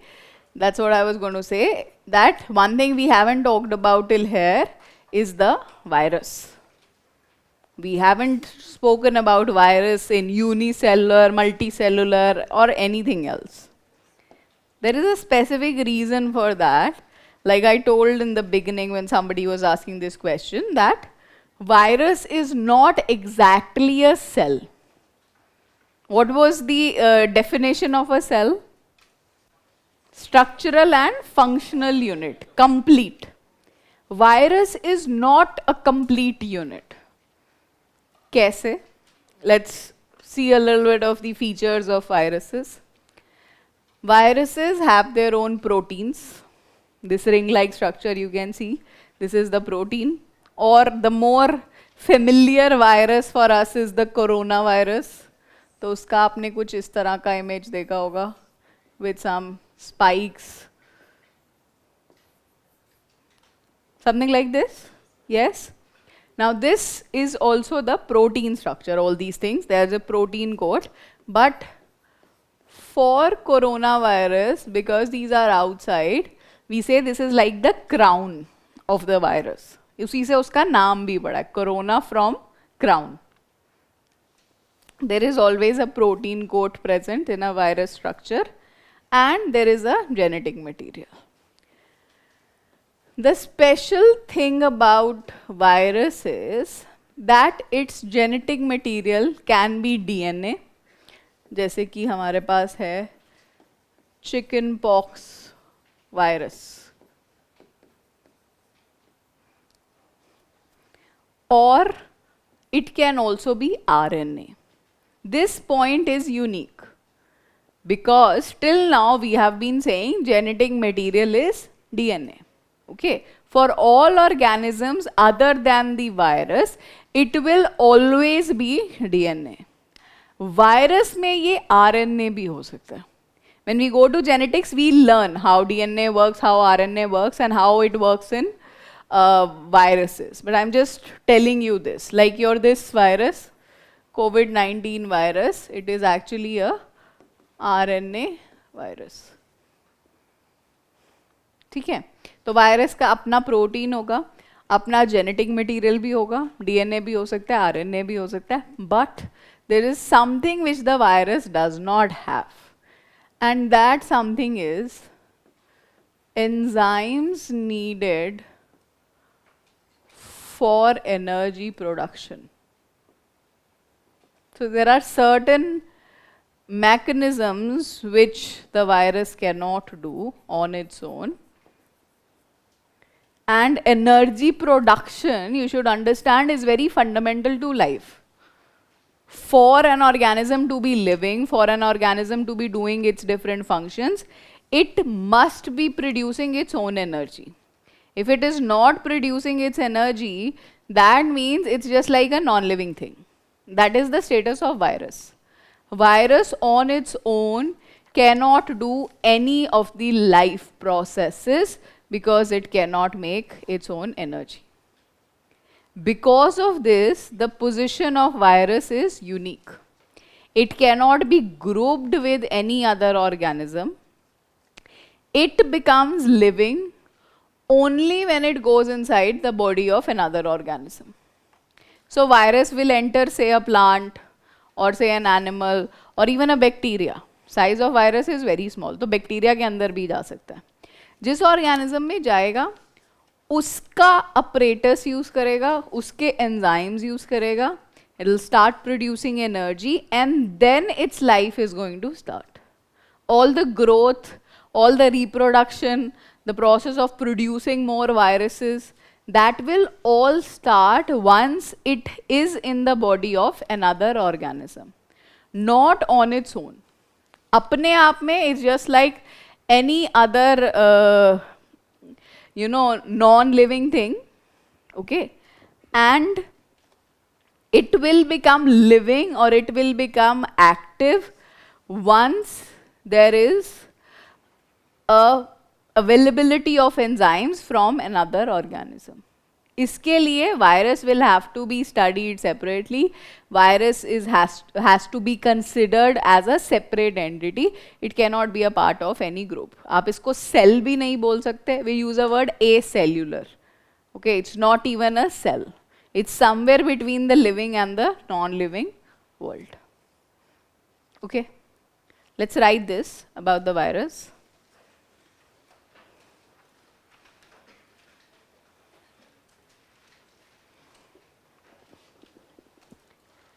Viruses have their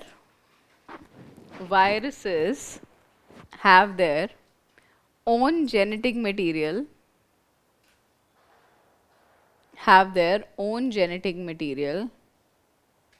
In the bracket you can write DNA or RNA.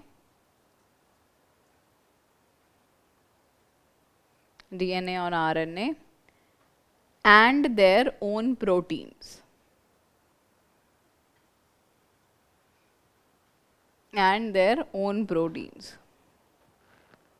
But they lack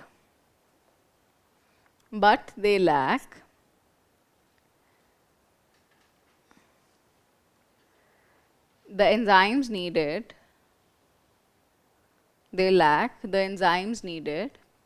For energy production.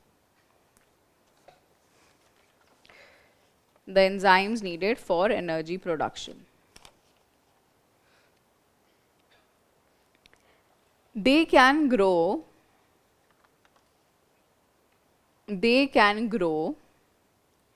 and replicate only inside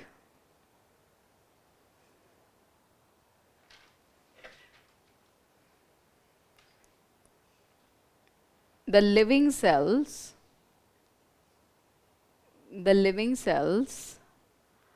of another organism.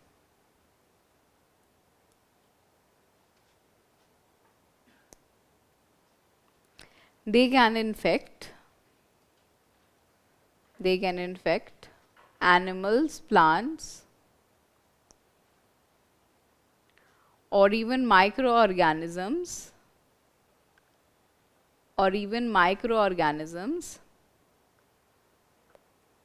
like bacteria.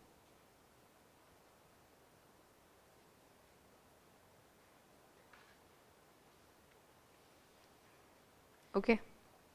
So the position of virus is clear. We'll talk about how the mechanism of working of virus is there in terms of this genetic material when we go to genetics again. We are now going to take a look at the different organ systems in the body, starting with the digestive system, and then after the systems, then we go on to health part. Hello ma'am, Ganesh is back. Okay, so In one of the batches, what happened was, so people started making jokes about this character, which I believe was a fictitious character, Ganesh. So anything which would be going on in the class, they would be saying that this is how Ganesh does something. So this guy probably is Ganesh's roommate, because I don't think Ganesh should be there in more than one batch. How antibiotics work on bacteria. So we're going to talk about antibiotics when we study bacterial diseases. Okay, when we start our health chapter. What is a bacteriophage? So when a virus lives inside a bacteria, we use the word bacteriophage for that.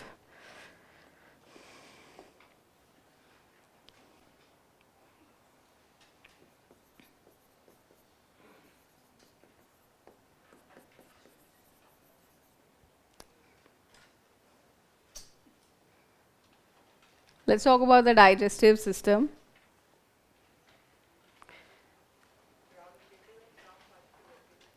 Okay, so there are some agents which we use, some dyes which we use to identify bacteria. And one of those dyes is the Gram stain. It's named after a scientist. And some bacteria take up that color of that dye, of that Gram stain. They are called Gram positive. Some do not take that color. They are called Gram negative. It's an identification technique. जैसे आप lab में search कर रहे हो तो आपने categorise कर लिया उसको, ठीक है? Okay, so we'll talk about the digestive system here. We've spoken about different nutrients. So we are taking in food. Food is going into our body, but food cannot exactly be used in the form in which you take. It has to be broken down into smaller, simpler parts. Only then the body will be in a position to use it. So digestive system basically, you can write, is the system which breaks down food into simpler parts or smaller parts. Now in this section, what you need to know is, what are the parts of this system? What are the organs here? And what part of the food is broken down in which layer, in which organ. So we'll go one by one. You can write in the form of a flow chart or in a sequence, however you are comfortable. We'll start with the mouth. In the mouth, we have salivary glands, which make saliva.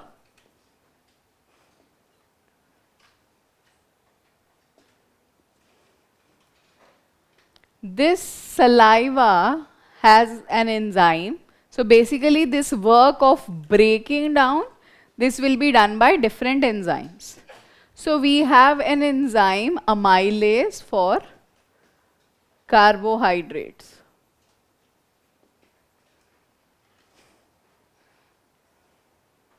Amylase is an enzyme which breaks down carbohydrates. That means once you are eating food, the first thing which is broken down is going to be carbohydrates. Then from here, the food goes to the stomach. And to take food from the mouth to the stomach, there is an esophagus, or it is called the food pipe.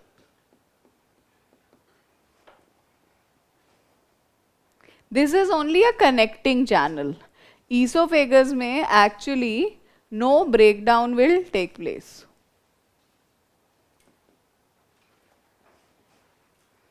ठीक है? The only job of esophagus is to bring food from the mouth to the stomach. Stomach now has HCl and a protease enzyme.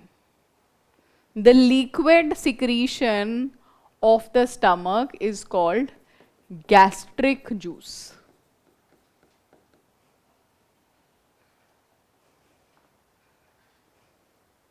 Whenever we talk about stomach, we will use the word gastric. Let's say if I have to say I have some disease in my stomach, so I can say I have a gastric disease.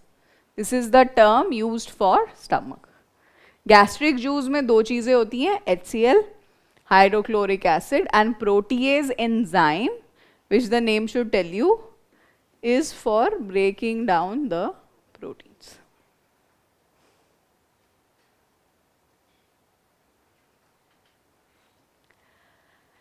So mouth में पहले carbohydrate break होगा, stomach में proteins. This stomach on both its ends is going to be closed during digestion with the help of these sphincters. Sphincter क्या है? You can think of this as muscle bands. Because this has HCl, this can be harmful for a lot of cells of the body. ठीक है? Stomach को तो specially design किया है HCl produce करने के लिए, but any other part of your digestive system cannot tolerate HCl, and it's not supposed to reach any other part. If you look at this image, the position of the stomach is slightly tilted. Can you see this? थोड़ा सा टेढ़ा है. Now, because of this position, it becomes even more important that it must be sealed at both the ends when it is doing the breakdown. Because if it is not sealed, then what can happen is that acid can flow in either direction. अब नीचे जाने की तो कोई खास problem नहीं है, but if it goes back, that is problematic. The simplest understanding of that you have in the form of acidity. You know about acidity, we use this term. उसमें क्या है, जो acid stomach में produce हो रहा है, that can come in the mouth. Okay, that reflux coming back. That will happen if these sphincters don't close properly. Now, when will these not close properly? Of course, it could be a condition of a disease, or in normal life, when there is overfilling of the stomach. If the food is in excess, okay, overeating and acidity. I'm sure you understand that correlation. So, if there is more food than it can handle, then it will not close properly. The second thing is the position of the body. Okay, you must have heard this thing, or you're always advised that after eating food, immediately you should not lie down. You know this? Of course, nobody listens to it. That's a different thing. ऐसे कभी-कभी, you know, one feels कि थोड़ा challenge करके देखते हैं. Let's see what my body can do. Okay. So what's the logic behind that also? That there is a possibility in that position that the sphincter might not close properly. Okay. And a reflux can happen. Is stomach HCl stronger than concentrated normal HCl? It is very strong. I don't know what is normal HCl concentration you're talking about, but it is pretty acidic if you talk about pH values. अब यहाँ से the food goes to the next part, which is the small intestine. So there is a small intestine and there is a large intestine. This small intestine is actually the longest part of the digestive system. In terms of its length, it is the longest part. Then why do you think it is called the small intestine? Width is less. Yes, the small and large is in context of the width. वो आप देख भी सकते हो यहाँ से. ये इसकी width है और ये large intestine की. It is thicker. Large intestine is thicker as compared to the small intestine. Small intestine will produce its own juice called intestinal juice. And here it produces enzymes called peptidase for proteins, sucrase, maltase, lactase for carbohydrates.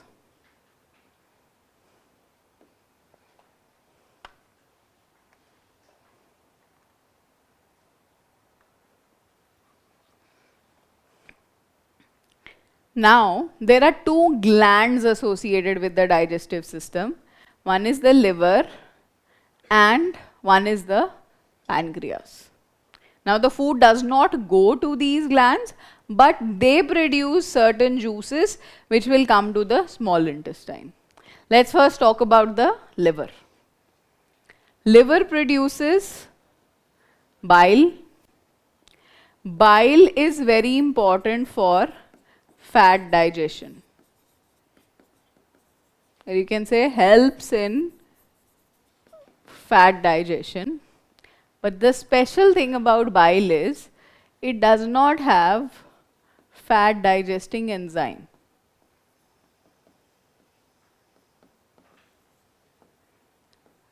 Enzyme nahi hai, but it has other things which help in fat digestion. Think of fats as a large ball of wool. So to break this wool down, first, if it is entangled, you have to loosen it. Okay, you have to straighten it out first, then you can break it. So this straightening out wala job is done by bile, and enzymes will come from pancreas. Okay, so liver produces bile. It is stored in a location called gallbladder. Gallbladder does not make anything of its own. Its only job is to store bile. Gallbladder will store bile and then release it into the small intestine. So small intestine में एक intestinal juice था पहले, अब ये bile भी आ गया. It's also called bile juice. So second liquid has come.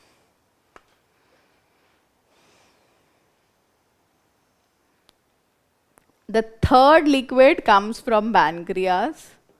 This is pancreatic juice.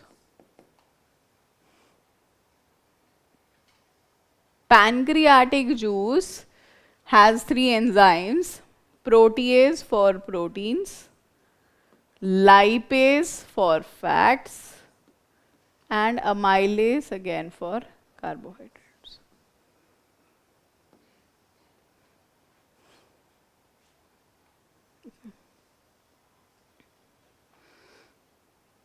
In the small intestine now, with the action of these three liquids, the digestion of food is complete. The breakdown of food into its components is complete. Now, what do you think will happen to these nutrients? Breakdown कर लिया, अब उसके बाद क्या किया जाए? Okay, so they have to go to different parts of the body to be used. ठीक है, break down कर लिया, now the body is ready to use them. How this will reach different parts of the body is through the blood. So that means the digestive system should have a blood input from which it can take the nutrients. That happens in the small intestine. So your small intestine has a rich blood supply and it is here that the nutrients are absorbed into the blood.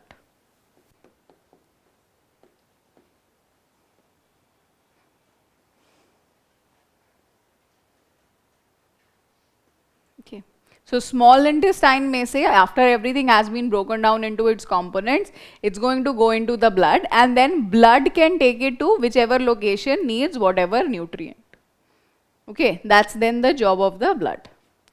But there are some things which the body cannot break down, which the body cannot use. And of course, there is extra water. All of those things go to the large intestine. ठीक है, जो कुछ nutrients small intestine use कर सकती थी, that went into the blood. Whatever is left, that goes into the large intestine. So basically, your large intestine here is receiving all the extra water and undigested waste.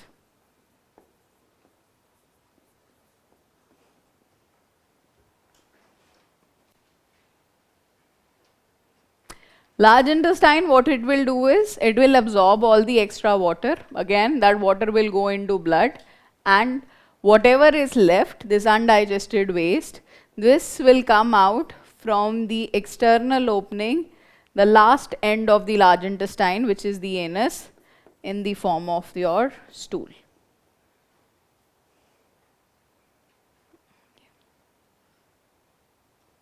Somebody had asked me earlier about fibrous content of the food, or high fiber food we say, or there's a word called roughage, if you've heard about this. See, this fiber content, these are mostly polysaccharides, and mainly it is cellulose. Human beings do not have the enzymes to digest cellulose. Okay, many different animals like cows, they have enzymes with which they can break down cellulose. Human beings do not have that enzyme.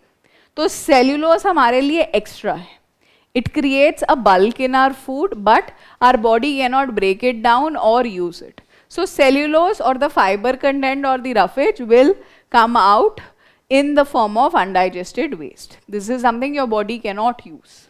So what is the purpose of this mainly is that it helps, it creates bulk, it creates volume of the food and makes this digestion process easier.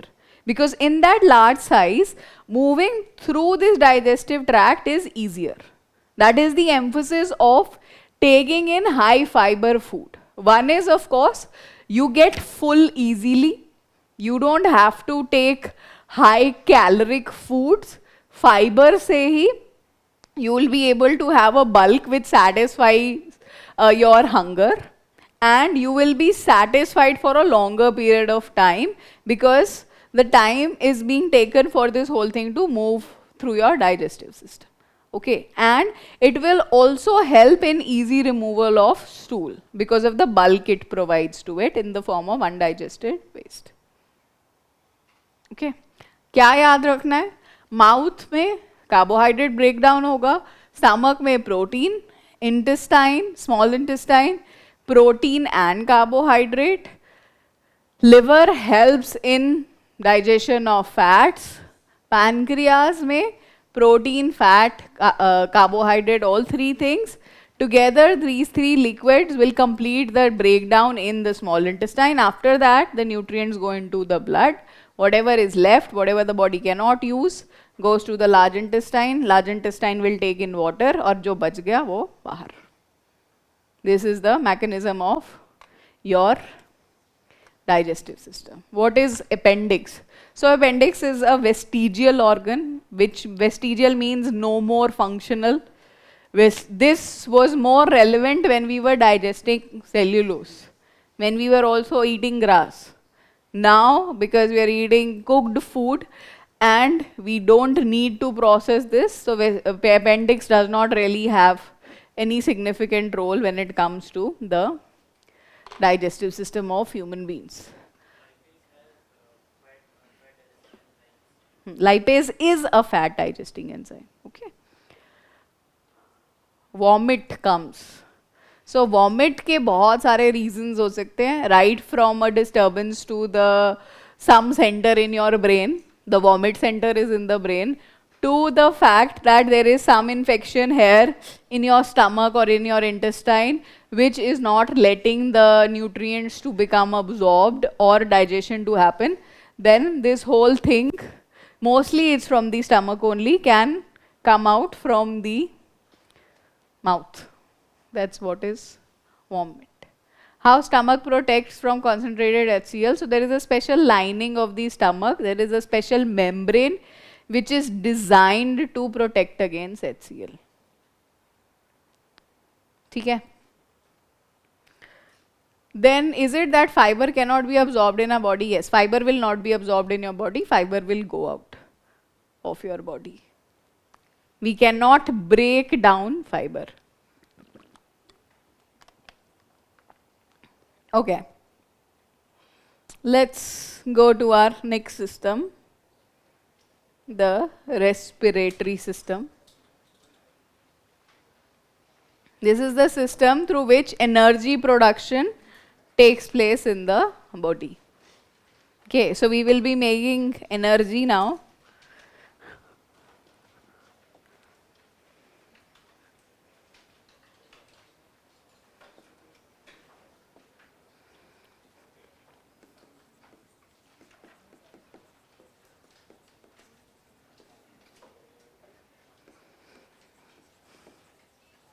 The purpose of respiration is energy production in the body. And there are two steps to this. One is cellular respiration, which takes place at the level of the cell. We studied a structure. Which part of the cell is involved in producing energy? Mitochondria. So we can also say mitochondria is involved in cellular respiration. We'll study how that process works. And the second step is gaseous exchange.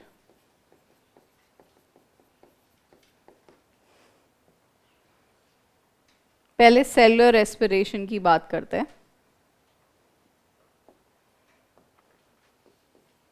All the cells of your body individually will be producing their own energy. Is fatty liver caused by decrease in bile juice? Fatty liver is caused by excess deposition of fat in the body. Fat deposition की बहुत सारे locations हैं. Liver is one of them. So fatty liver literally means a fat liver, more fat in the liver.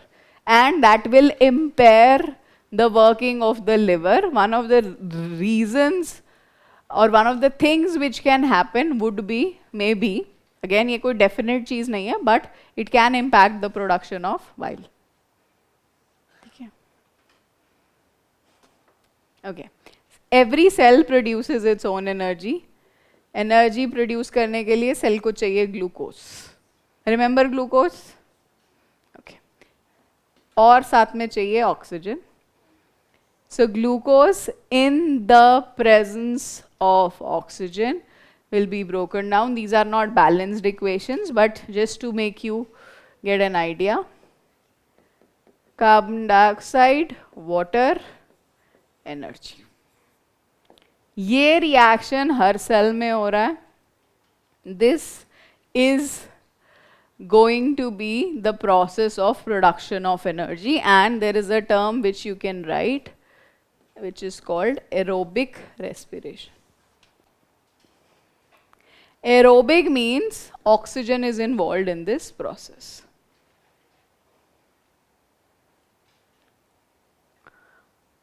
Every cell of your body will produce energy through this method. Sometimes what happens is, in our body, the supply of oxygen is not sufficient. There is less supply of oxygen. You can say insufficient oxygen. In this case also, there are a few cells, the muscle cells, which can still produce energy. Let me give you an example. Suppose one day you get up and decide कि आज मैं 10 kilometre भागूंगा. ठीक है? Suddenly your body is very confused because your body has never done that. Running 10 kilometers is a very unexpected thing that is happening to your body today. Because you woke up with this thought that I'm going to do it today. Now the lungs, it's their job to supply oxygen. The lungs are trying their best. They are also surprised कि भाई ये क्या हो रहा है. Okay, but you are not stopping. You keep on running and running. Now जितना oxygen lungs ने supply किया, that is fine. But because you still continue to run, the muscles have to work. So what do the muscles do now? Is that even without oxygen, they have devised a method to produce energy. जितने muscle cells को oxygen मिलेगी, they'll use oxygen, and the rest of them, they can produce energy using glucose without oxygen. In this process, lactic acid is produced. This is an exceptional case only of muscle cells. This lactic acid will then get deposited in your muscles and you will experience muscle cramps. I'm sure you have experienced this when you work out after a very long time, you experience a lot of cramps. But if you keep doing this regularly, if you train for this, ultimately your lung capacity will increase. The lungs will learn how to provide you the oxygen to run for 10 kilometers, and these cramps will reduce. ठीक है? So, normal cases में all the cells of your body, not just your body, plants, animals, सब में यही process है. ठीक है? Glucose is used in the presence of oxygen to produce energy. Muscle cells have that exception. They can produce energy in special conditions when oxygen is less, and they can form lactic acid. There are, however, a few organisms which can produce energy at all times without oxygen. We call that respiration as anaerobic respiration. This is the respiration without oxygen. You get glucose, you get ethanol, carbon dioxide, energy. The organisms which do this is bacteria and yeast. Have you heard of this term, fermentation? Okay, where have you heard it? Okay, food industry, baking, what else? Alcohol. Idli also, okay. Dokla, all right. So, in a lot of baking and brewing basically, two industries, two sectors where fermentation is used. So, whenever you come across this word fermentation, you should know that they are talking about anaerobic respiration. Okay. Anaerobic respiration means no oxygen is involved in this process. So, fermentation से आपको ये दिमाग में आना चाहिए that oxygen is not involved in this process. And bacteria and yeast are the characteristic organisms. See, bacteria, in fact, not just bacteria, the prokaryote organisms in general are very versatile. They are known to exist in some very, very adverse conditions. Okay, high temperatures, very low temperatures, conditions like this where there is no oxygen. There was a UPSC question this time from ecology which had 3 statements, and they were all very extreme statements. But I felt that this question was still very easy because it was worded like this. So there was one statement which said, some organisms can live in acidic conditions. Now they've given some specification also, I don't remember the wording exactly, but ye statement. Some organisms can live in acidic condition. Then second is, some organisms can live in lower temperatures, and one more such extreme situation was there, that some organisms can live in, I think, boiling point temperature या ऐसा कुछ था. Okay. So what do you think should be the answer to a question like this? All should be correct. ठीक है? क्यों? एक तो उन्होंने organism कौन सा ये नहीं बताया. So you don't need that factual information. If they would have mentioned that some bacteria, or if they would have mentioned some fungus, then it becomes specific. Then you need to know. But some organism में आप सोच सकते हो कि कोई ना कोई तो होगा, इतनी बड़ी दुनिया है ना? And again, some is a very helpful word here. right? Like maybe if they put in a statement like all unicellular organisms, then again it becomes specific. Then it's something you need to know. But ये इतना generic statement था that all three of these would be correct. Most of these extreme forms, extreme survival things, they are something which we expect from prokaryotes because they were the earliest inhabitants of the earth. They are designed to be living in many different extreme conditions. Okay? If fiber we can't break down, then how blood take nutrition from them? Sumit, blood does not take nutrition from fiber. Fibre body में आता है, digestive system से ही बाहर निकल जाता है, blood में जाता ही नहीं है, उससे न्यूट्रिशन नहीं मिलता है. That's what I have been saying. उसका सिर्फ काम है धक्का लगाना, to move things down your digestive system to increase the size और क्वांटिटी ऑफ द बल्क. अगर सिर्फ न्यूट्रिएंट अमाउंट रहेगा तो वो बहुत कम रहेगा. उसको पुश करने के लिए you need packaging that is done by the fiber. It does not enter the blood. ठीक है? Okay. अभी दूसरा part करते हैं, gaseous exchange. Again in this, what you just need to know is what is the sequence of different structures here. कैसे कैसे अंदर digestive system में, respiratory system में how things are moving.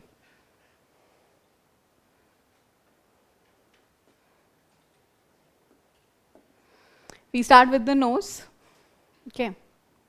We are now talking about the exchange of gases, and the two gases we want to exchange is oxygen and carbon dioxide.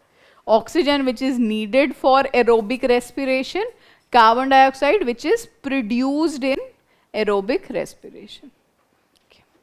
यहाँ से air जाएगी अंदर, nasal cavity or nose.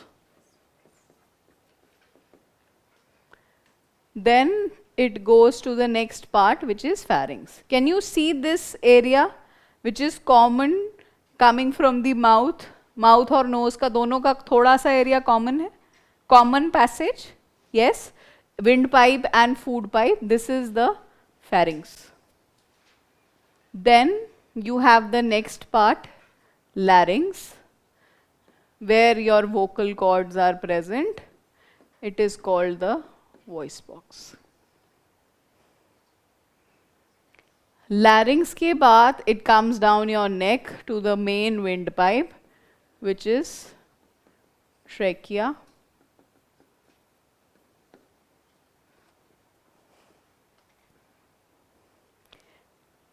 We have two lungs. I hope you know that. Now both these lungs have to be supplied with air. So the trachea divides into two. These two parts are called bronchi. Bronchi further divide into bronchioles. अब यहाँ पे अंदर enter करके now they are supposed to further supply all the parts of the lungs. For that they divide into bronchioles. So sequence क्या याद रखना है? Nasal cavity, pharynx, larynx, trachea, bronchi, bronchioles. The last part of the airway passage is in the form of air sacs called alveoli. These are basically balloon-like structures at the end of the airway passage. Okay. Now see, we need oxygen. Just like glucose or other nutrients are moving around in the blood, oxygen is also going to move in the blood only. So this alveoli has a rich supply of blood.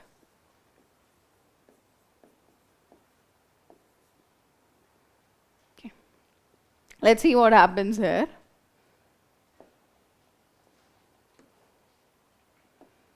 So basically it's the alveoli where gaseous exchange will take place. कैसे? On one side you have air coming in from the bronchioles. On the other side you have blood because it has a rich blood supply. The air which is coming from outside contains oxygen, and the blood which is coming from all the different parts of the body where aerobic respiration has been performed contains carbon dioxide. So ultimately there is going to be an exchange.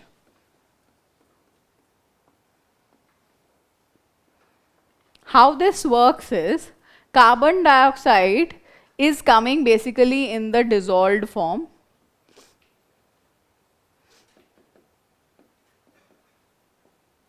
But this oxygen has to move in an attached form. क्यों? देखो, जब air आप inhale कर रहे हो, the air has everything. It's not just oxygen. Okay, all the gases are going to be there. Now, how do you just take out oxygen from that? You need something to suck that oxygen out. You want something which will attract oxygen out. That job is done by hemoglobin. Remember hemoglobin? Okay.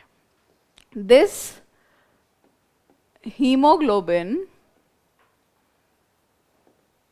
where is it present? In the red blood cells. And this hemoglobin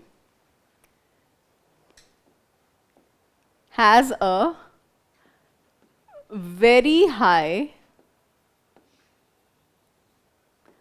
affinity for oxygen. So when the air comes, it gets attached to oxygen and carries it.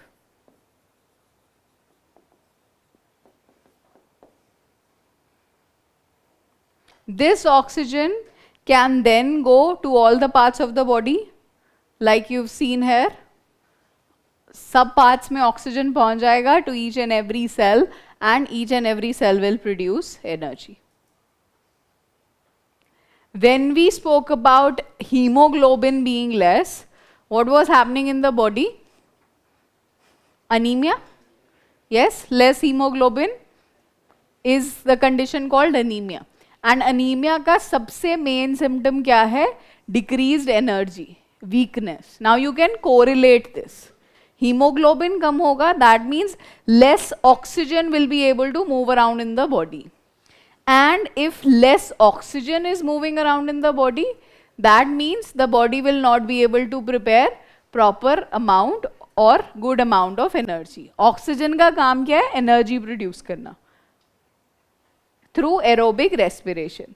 So less hemoglobin means less oxygen means less energy, resulting in body weakness being the main symptom of anemia.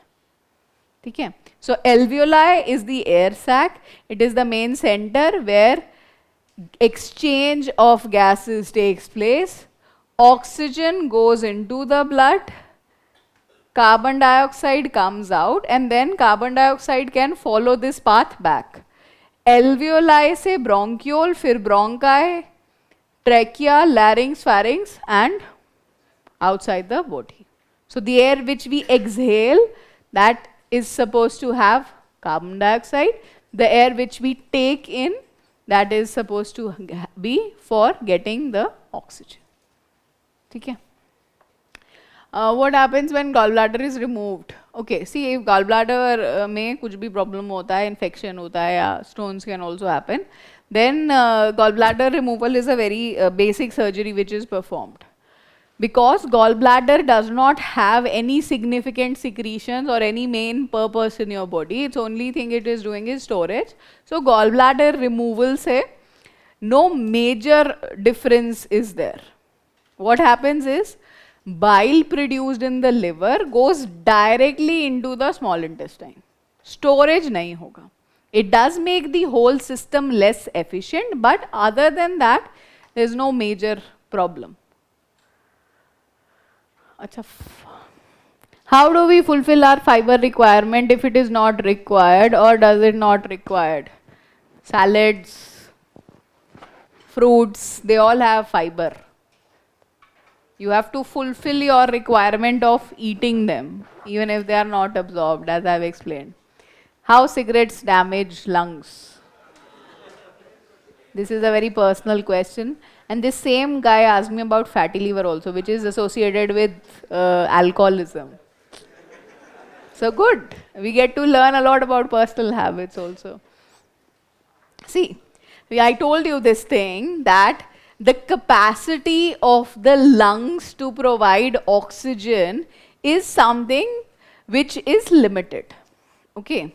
Smoking or exposure to any such toxic agents can damage the tissue of the lungs, can damage the cells of the lungs of this airway passage, which can reduce the overall capacity of the lungs to provide oxygen or to perform that job of gaseous exchange. And a lot of those chemicals, not just on lungs, they also have an impact on various other parts of the body also, because though from there they'll go into blood also. और blood में जाके फिर और भी बहुत सारे negative impacts they have. Where does tar get deposited? So basically it's not exactly tar. Okay, when you say that lungs में deposit होता है, जैसे कि people who live in Delhi or have had few years also in Delhi, their lungs are black. Okay, so why that is happening is because of a lot of deposition which can happen again overall on the cells. So that deposition is of the solid particles, like dust particles or other particulate matter, they can get deposited. Smoking की बहुत demand है. 2-3 और हैं questions. Yeah. As such, any cellular damage or tissue damage in that sense is not really reversible, but what we can do is, depending on the extent of these cells, क्योंकि नए cells भी आते रहते हैं, so if less cells are impacted and that exposure to any of those toxins is reduced, then you can prevent further blackening, you can say.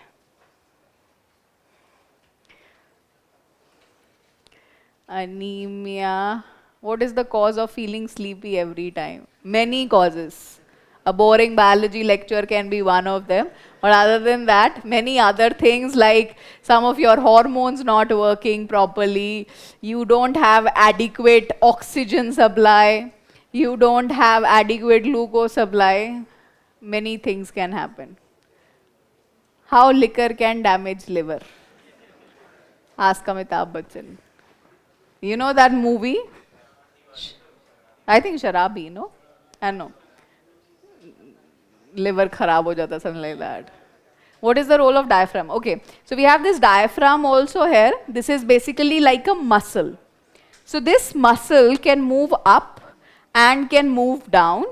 And with this, the pressure inside, we call this area as the thorax. The pressure inside the thorax can change. And as the pressure changes, it will help in pulling the air from outside to inside and then pushing the air from inside to outside. It basically helps in this process of inhalation and exhalation. How to repair lung cells? Stop smoking. No, air will not go below diaphragm. Air diaphragm तक भी नहीं जा रही है. Air lungs में जा रही है. Lungs बंद organ है. It's a closed organ. ये सिर्फ पूरी surrounding cavity का pressure alter करेगा. ठीक है? Think of lungs as balloons.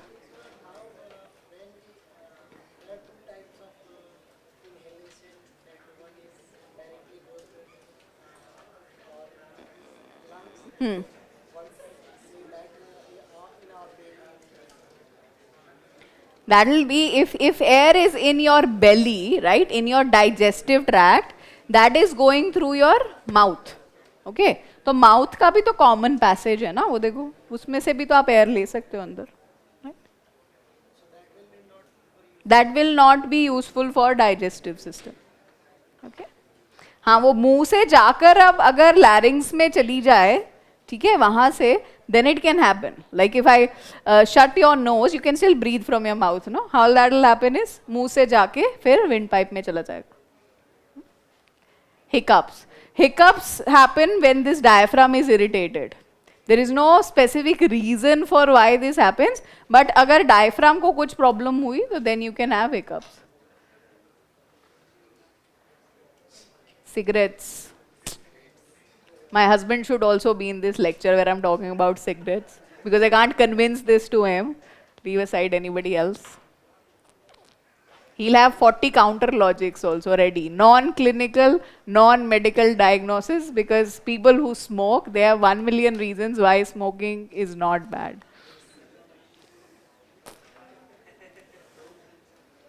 Can overeating be a reason for feeling sleepy? Yes. If your digestive system is working a lot, ठीक है, बहुत सारा खाना खा लिया, so all the blood supply, all the energy of the body goes to the digestive system, then of course this will happen that the other systems will not be able to work properly. Which one of those systems will be the brain? Reverse peristalsis. Reverse peristalsis and vomiting is not the same thing. See, जब हमने digestive system पढ़ा था, इसमें the way the food is moving, that process is called peristalsis.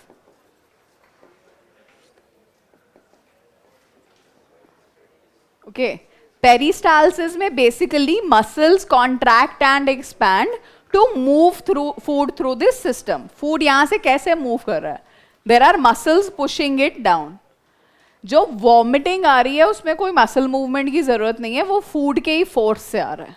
So it's not exactly reverse peristalsis. Peristalsis में active muscle movement होता है. If liquor is not fatty, how it affects liver health?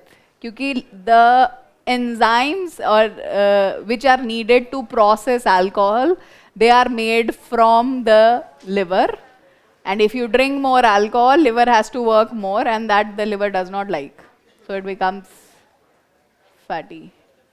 Diaphragm. Green smoking. I don't know what is green smoking.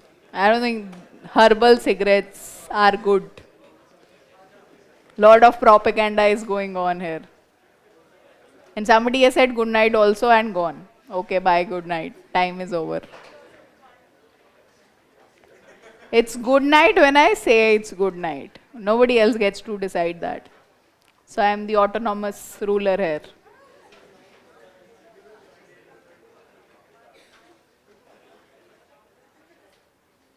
Does the hole in the heart affect respiration process? The hole in the heart will impact circulation and movement of blood and the oxygen part. So in that sense, that correlation could be there. Coronavirus impact respiratory system where? Coronavirus, the infection which was happening, of course there were variable symptoms, but the main location which it was mostly impacting was the alveoli. That is why the thing which you were supposed to check for COVID was saturation level of oxygen. ठीक है, ये alveoli पे attack था, alveoli were not functioning properly. That's why a lot of things like, क्योंकि alveoli usually lower part में ज़्यादा होते हैं. So it was asked that when oxygen levels are less, you should lie upside down, belly up. Belly down. Okay, that kind of puts a little pressure and alveoli can open in that case. That's why COVID में oxygen saturation came down.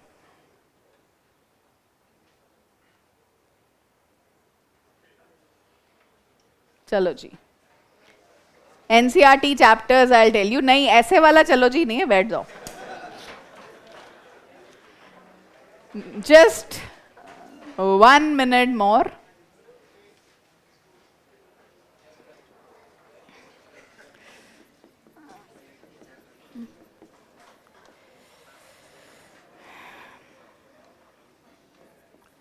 Class 7th, chapter 2, chapter 6.